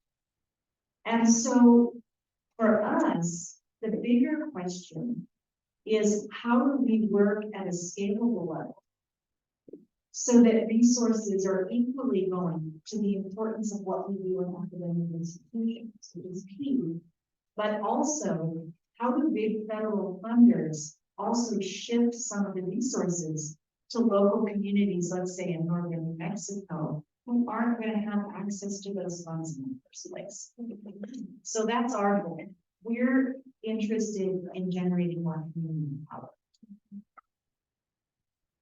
And I'll take a slightly different angle as well, and it's somewhat of a compliment to the university as well, is that obviously I agree with everything people said, but I think events like this and other educational opportunities throughout university to educate faculty, administrators about what people are already doing in these areas, so that we can create redundancy in some of these spaces, right? So that the new shiny participative research center doesn't just pop up in engineering, something like that, right? They want to partner with these guys, or if Ted needs some entrepreneurship training or something, and you work on it, you come to us and say, hey, let's work on this project together. It's not recreating the wheel and creating these synergies across what's already existing, rather than chasing a new shiny object. And I think we do a pretty good job of that, but I think there's just also so much going on that we don't know the breadth and depth of the capacity that everyone has. So I think, money is money, and it's always going to be a problem, or it's not, probably is. But I think, thinking about how we can really look for competitive advantage by looking at specific areas of expertise.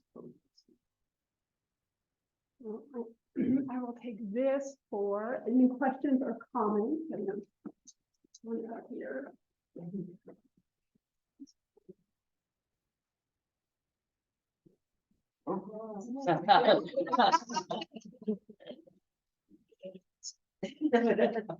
Hello, my name is Catherine McGill. Like Rob, I think I would get in the dark, but I'm the New Mexico Black Leadership Council. I walked in, brought the posters in the hallway. I looked, see if I saw someone like me, and I came into the room. I looked further to see if I saw someone like me, and I did not. And so, like Professor Hohola, I'm wondering, in your very eloquent, very kind way, what it will take so that the room is much more diverse, and that we are looking to assist with something that I spend a lot of my work time doing, which is to overcome the tricultural myth in Mexico. That is one of the reasons why when I come to these forums, and it's usually, you know, I'm one of the only. I am not represented. And so, like my grandma used to say, when we know better, we must do better. And so my challenge to the university, and I thank Tim Castillo for inviting me here today.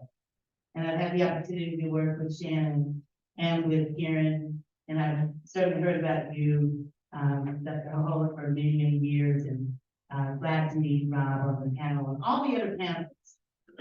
But if you go back and like rewind, there was not one single thing about someone who looks like me. So my challenge is to the University of New Mexico is what do we do about that?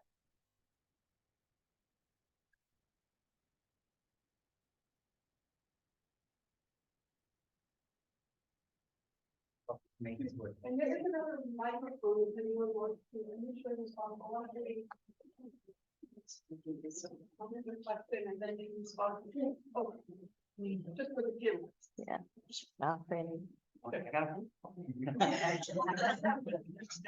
Well, first, thank you very much for sharing your wisdom and your experience in being a microphone to the communities that you represent. Some of the words that had come up were redundancy and resiliency. And when I think of resiliency, I think of grass in terms of how every time when you mow it, it grows back. And my question is, who keeps mowing that grass and and who keeps calling the things that grow in it weeds? When it is part of an ecosystem, it is part of the community.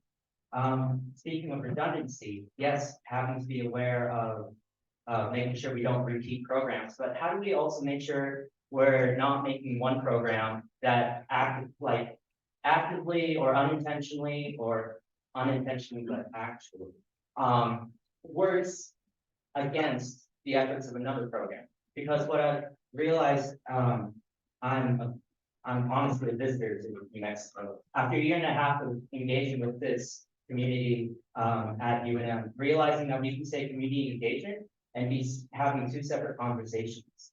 And so I'm curious about what are the day-to-day practices that each of your departments do to ensure that, because there aren't two sides. There aren't the people who are working towards anti-racist, decolonial activities and the people who are working towards purely capitalistic ones. Our engagement with youth and the future makes all of us invested in everyone's well-being. And so, yes, what are some of the techniques that you do in your meeting, when you're speaking with students, to ensure that everyone is having the same conversation towards active decolonialization, anti-bias, and towards life-affirming practices? Invite the panelists to respond to the both comments, like two separate comments and questions. Sure. I love the analogy you gave to mowing the lawn. And unfortunately, I would say that too often the ones who are mowing the lawn are those people who have essentially taken the models and essentially have not necessarily contributed in a way that actually supports the community in a way that it can begin to sustain itself using its own conceptual evolution and development. And there's so many kinds of intermediate things that are part of how it is that we even ourselves, and I love the idea of how research fits into this, where we have a lot of people that come in with this kind of attitude of saying, we're going to tell you everything that's wrong with the community. And what it is that we have in ourselves in terms of our toolkit is to go into the community and basically talk instead about all the good things, what are the assets of the community, identify those and then use those as the foundation for the script of how it is that we're going to change things for the better. But again, to sort of acknowledge some of the things that I heard here, it's going to take generations in order to be able to undo the things that occurred over successive generations within our community. So it's not an overnight fix. So even we have to sort of rethink that model. In our particular case, we talked about 7 generations planning. And we talked about how it is that from our ancestral foundations, that there were people who initially was fully well knowing that they were never going to live long enough to see it to position. But what was the compelling thing then that they initiated that continued to transfer to those yet unborn generations so that they could continue that single vision towards its fruition and come up with something that was beautiful and respectable. So I think, it's trying to bring that kind of consciousness back again so that we ourselves don't continue mowing the lawn, so to speak, and instead figure out exactly how we continue to nurture this in a way that continues to flourish, but flourish in a way that also builds that strength from diversity. Because diversity is the key way that I see that we're going to be able to continue to exist, because if we become monolithic, then we've lost it. If we look like the other, we've lost it. And I think, too often, that's the way civilization is kind of Western civilization is staged our own scenarios and terms of our future. Thank you. Yeah, that sounds. So one of the things for us, you were asking what are some of our practices and what are we doing regarding anti-Blackness in our state, right? And anti-Asian sentiments. That's what the tricultural myth is about, right? It's completely visualizing Blacks and Asians in our state, which happens, right? Happens often. And so what we do, we have very intentional ways and then relational ways as well, right? The intentional ways is for people to understand root causes of what's going on, right? So public allies, I'm saying it in front of them so they can call me out on this if we haven't done this. We want them to have some understanding of some of the root causes, historical trauma, colonization, racism, every, so we look at the intersectionality of everything. But until you have that, you won't have common language, common understanding, and you can't get to, we also do asset mapping, right? And they did that, and they are going to be, they've already had, they're brand new to us, and they've already done some asset mapping and some power analysis, right? But the asset mapping, without that, and I know that we do this as well, but structural analysis or historical understanding of colonization sometimes ends up people think that, oh, don't be negative, just look at the good, right? And just do the asset mapping and just the combination is needed, and we know that those are as well. Understanding the we have to have both of those. And part of what Kathy was saying, so how do we do that?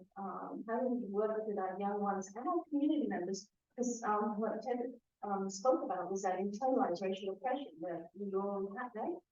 Where we start believing myths about who we are as people and what others are saying about us and think that's true, right? So how do we undo all of that? Because it's not just learning, it's unlearning things about yourself, right? And others. We do that through intentionally working with People's Institute Surviving and Beyond workshops. It's community organizing workshops with an anti-racist lens. And it's helping us have that common language, common understanding. And the whole of that curriculum is critical race theory. It talks about anti-Blackness from the beginning.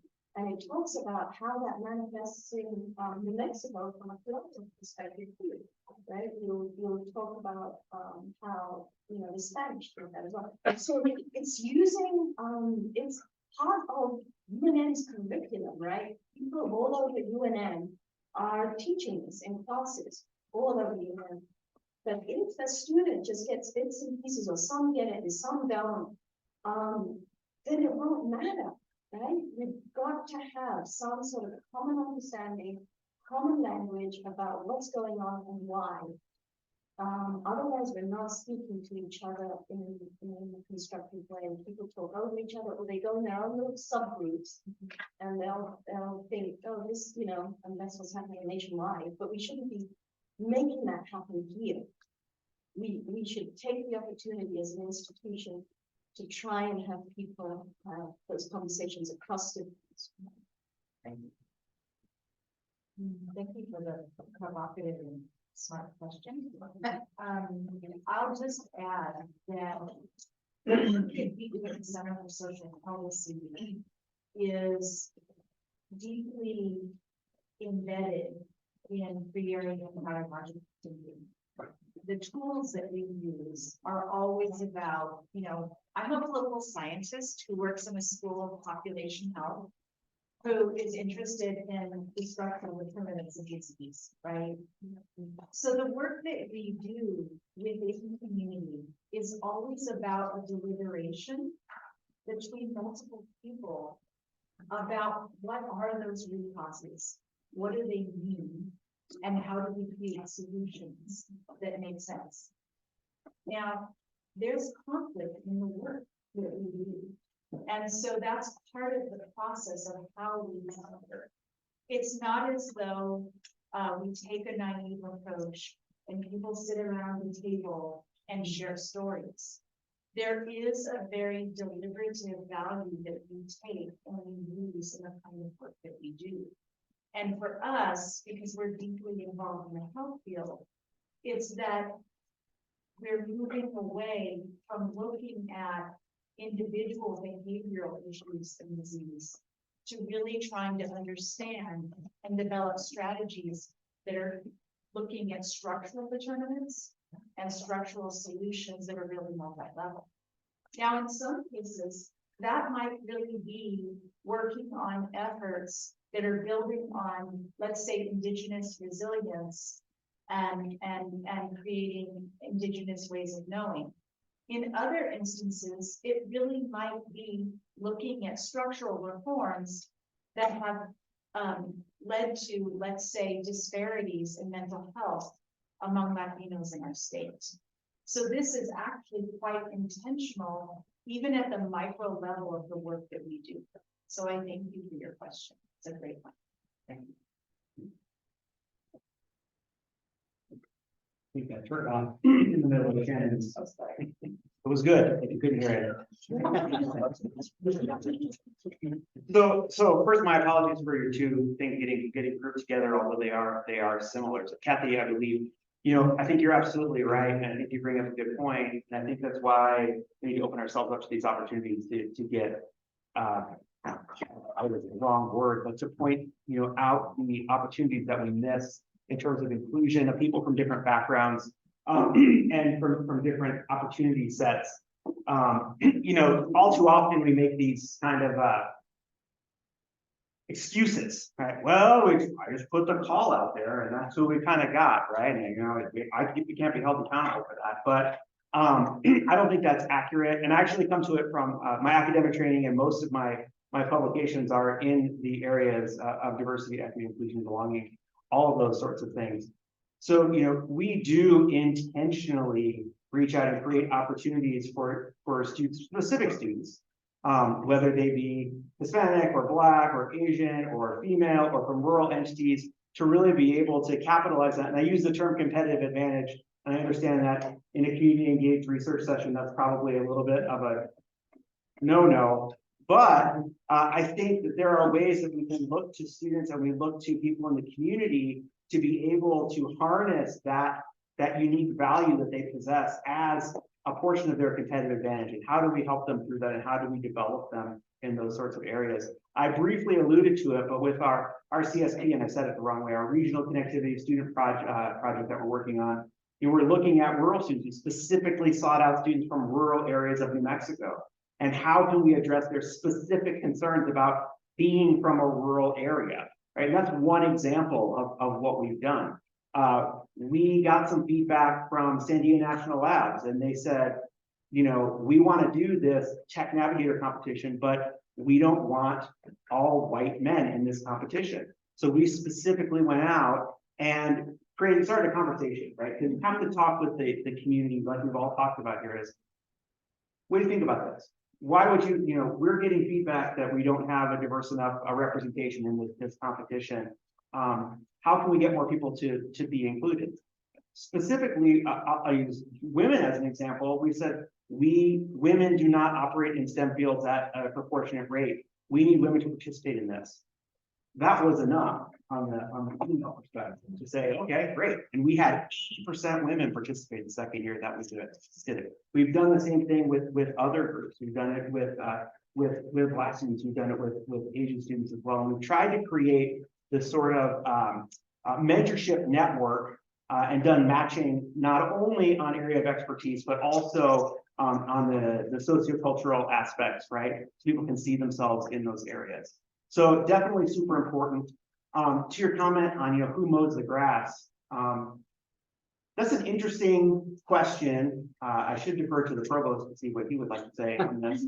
But in an academic institution, it's particularly interesting to address, right? Because you've got the balances of academic freedom. And when I was talking about redundancy, I can see where it might have been taken in a different way.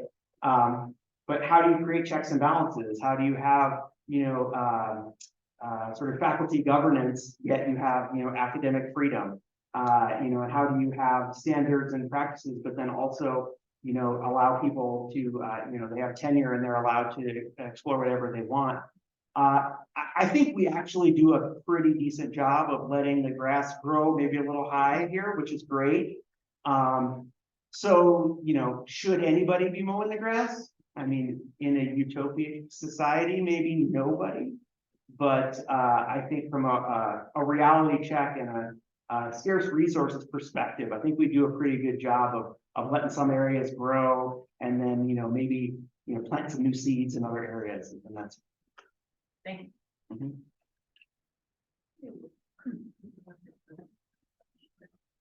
Hi,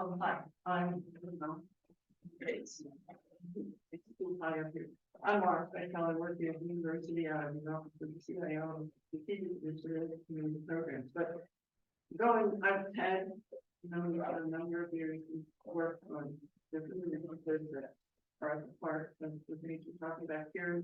I think it was almost 20 years ago. We started learning, right? We've been trying that kids. Well, not you were there. I wasn't.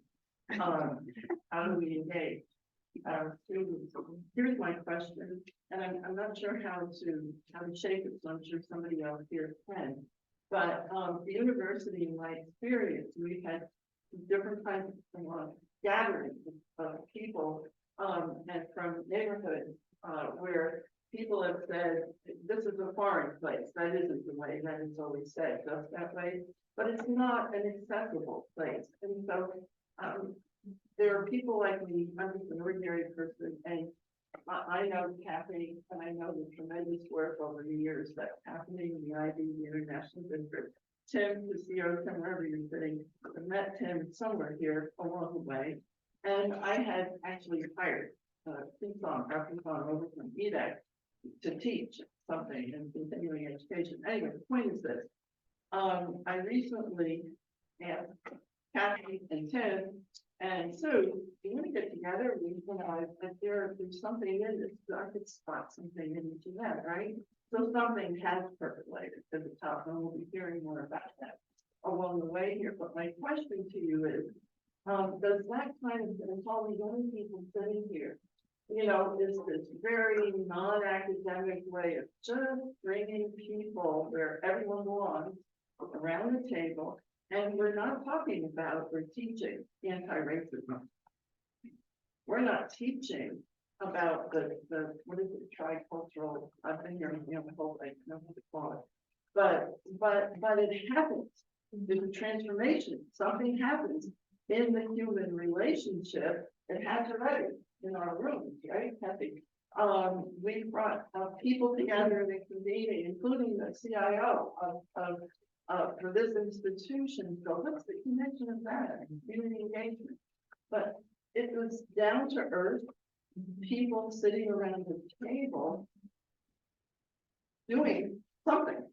was this something we want to do? But when we get into that, those brutal facts that surface, and we begin together to see the power of people. Here you're shaking your head, so you need to help me because I don't, my question to you is, you're all very academic, and I once was, but, and that's wonderful, and all of that, but sometimes that doesn't translate, as we all know, into anything in our communities. And I lived in one of our nations in this state for many years and worked in it. I have tried hard to make those pathways and connections. So help me. My question is, this pedestrian approach of mine, which is just intuitive, works, but does it have standing in this, our academic institution? Does that make sense? Okay. So I don't think there's been words, but I do want to respond since my name was mentioned. This will probably be the last response. So as we respond, if you have any last comment you would like to make, and then we will turn it back over to Ken to wrap things up. So definitely dialogue and discussion and roundtable conversations, and really the Freudian approach has been community engagement centers core. There's no way you can do this work without sitting with people in circles and building relationships. So my nod was like a shake, but I actually agree with what you said.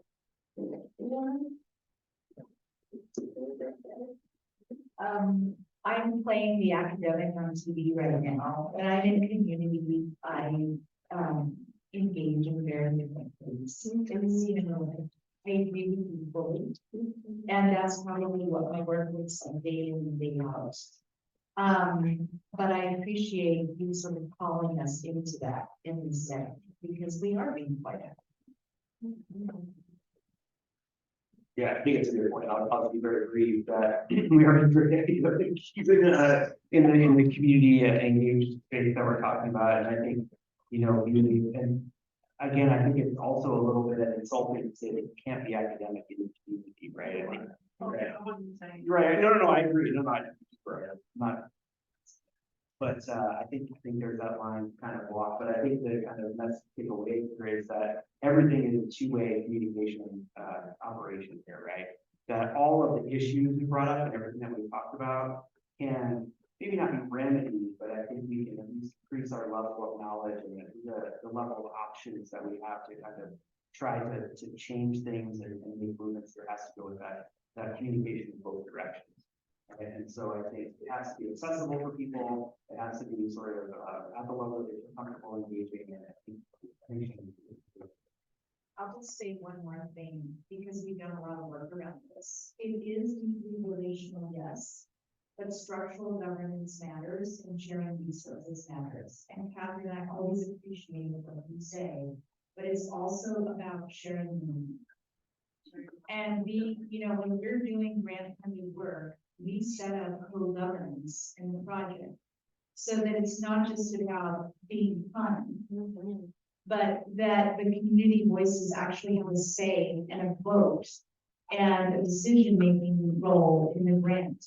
And in our work, there is a clear difference in success between partnerships that do that and ones that don't.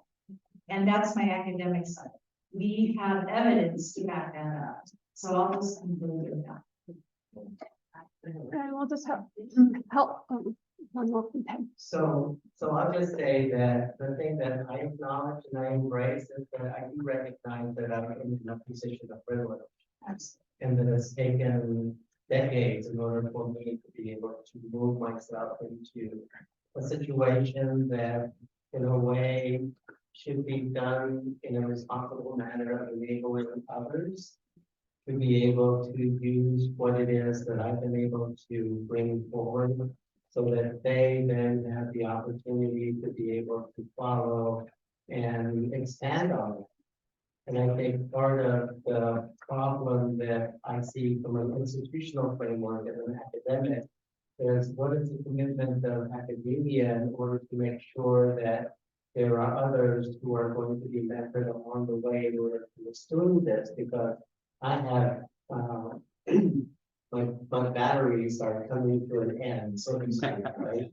So from that particular standpoint, we have to talk about succession, but we have to talk about it in a very strategic way.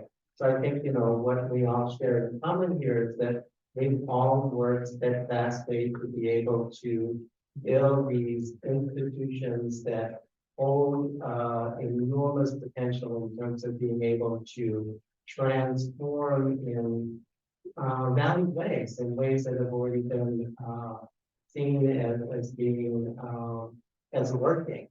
And I think that's where the institution has to be able to both acknowledge and be able then to step up and say, rather than reinventing ourselves again, how can we build on this? And if it's not going to look like this, then how do we make it better and how do we make it more akin?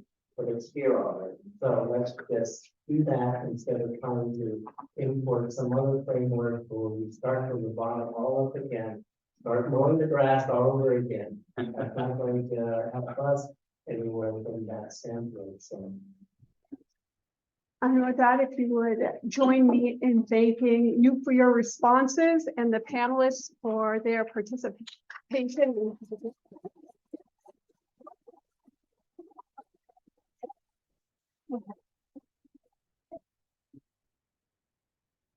Well, thank you, everyone. Thank you, Renia, for moderating. Thank you to all the panelists. I want to give another applause to everybody that was here today, so please.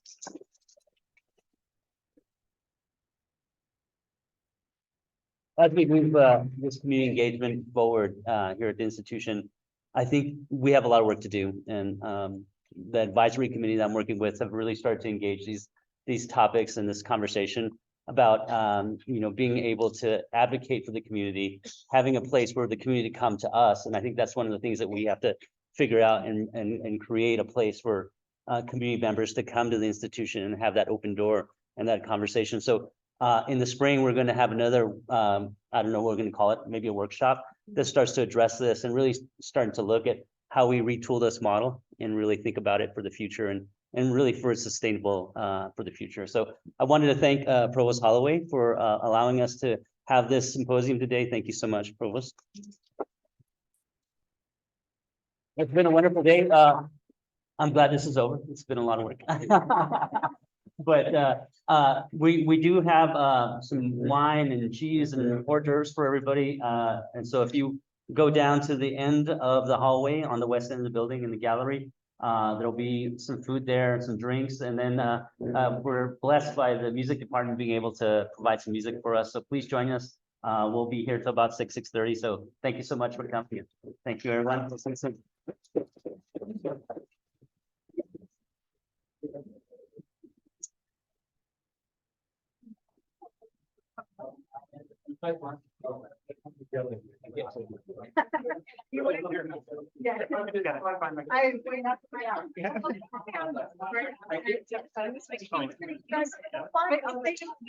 Yeah, exactly. 13 to 8. Hey. For you. Thankfully, Elizabeth did, because the public helped us. Coming. Bye.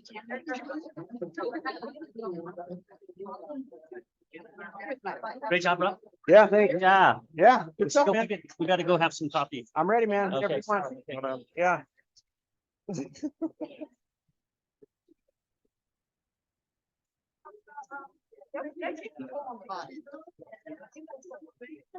All right.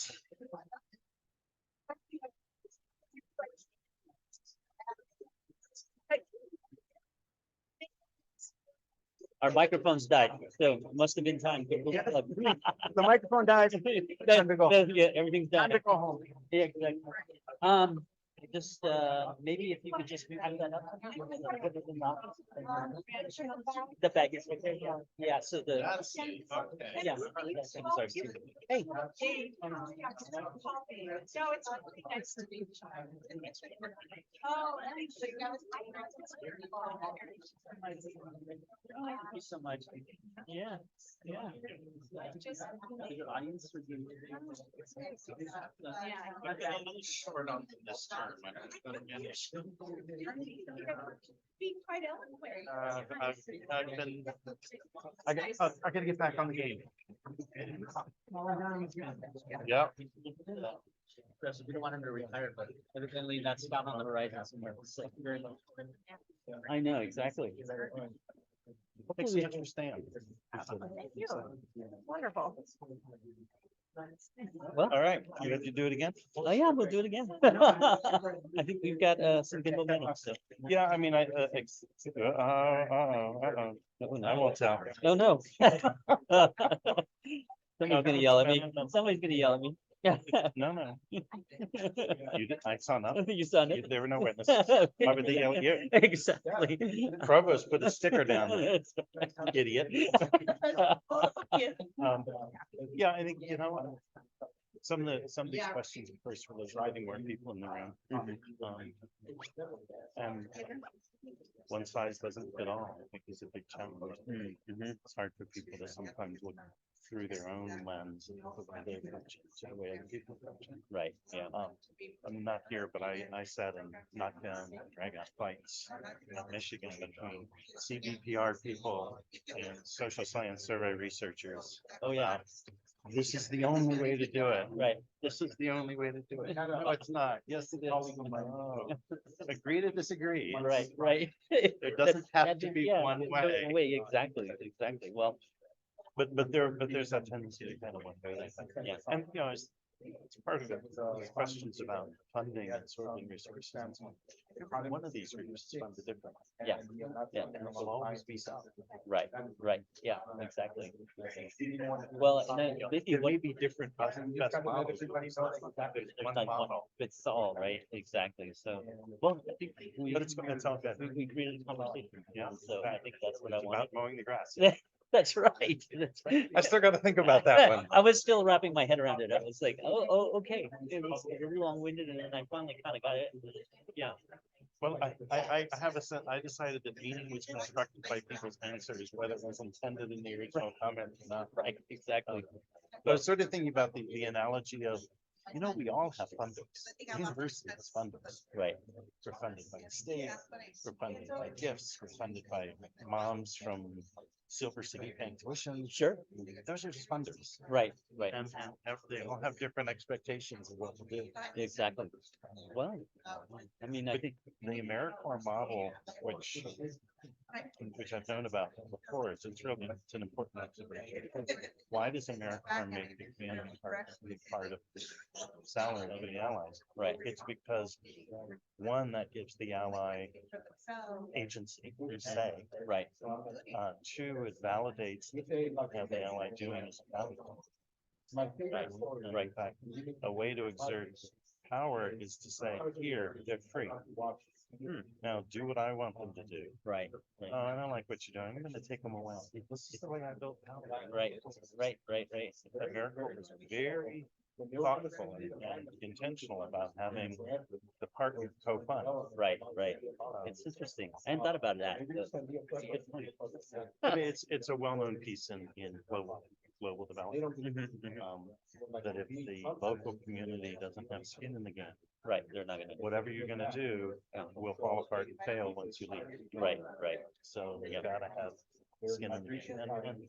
And Shannon talks about a version of. Right, exactly. Where NIH will fund the project, but the decision making around that money must be Right. co-driven. Exactly. Because the community is gonna benefit from this knowledge of social determinants of knowledge. They have to care about the ends. Right. Well, the other part of this, and I don't think we talked about, is the dissemination component of this. Oh, yeah. So, like, No, I think that's a huge gap that we really, I mean, I think Shannon was the only one who talked about recommendations. Right, yeah. But I agree. Yeah. Ted did some too. A little bit, yeah. A little bit, Yeah. but I think you're right. I mean, I could imagine in a workshop having a whole session. about Yeah, that. no, I think that's what one of the ones that I want to do. So, yeah. And then mentoring junior faculty into like, how was. Yeah, which is kind of Ted's point about, Yeah. succession. Right, yeah. And I think Rob also framed it very nicely. Sorry? Oh, no, please. Yeah, take, yeah, that's it. Sorry. No, no. The academic freedom matters. Right, And so we can't tell you, faculty member Bob, thou shalt go Right. work with Ted and learn how to do this. Right, exactly. There's a lot of, There's fun nuance. Is that yours? yeah, that was mine. So I gotta get this back to Howie, because when I shook his hand, that came out of his and it ended up in my hand, so I don't. Field representative. Yeah. Oh, for Gabe Vasquez. Yeah. He probably doesn't need it, but you can let him know. I can let him know. Well, go have a drink. Have a glass of. suspect he has no trouble getting a hold of you. I'm pretty sure he doesn't. Or anyone else he wants. It's true. He's got the plane, you know. Yeah.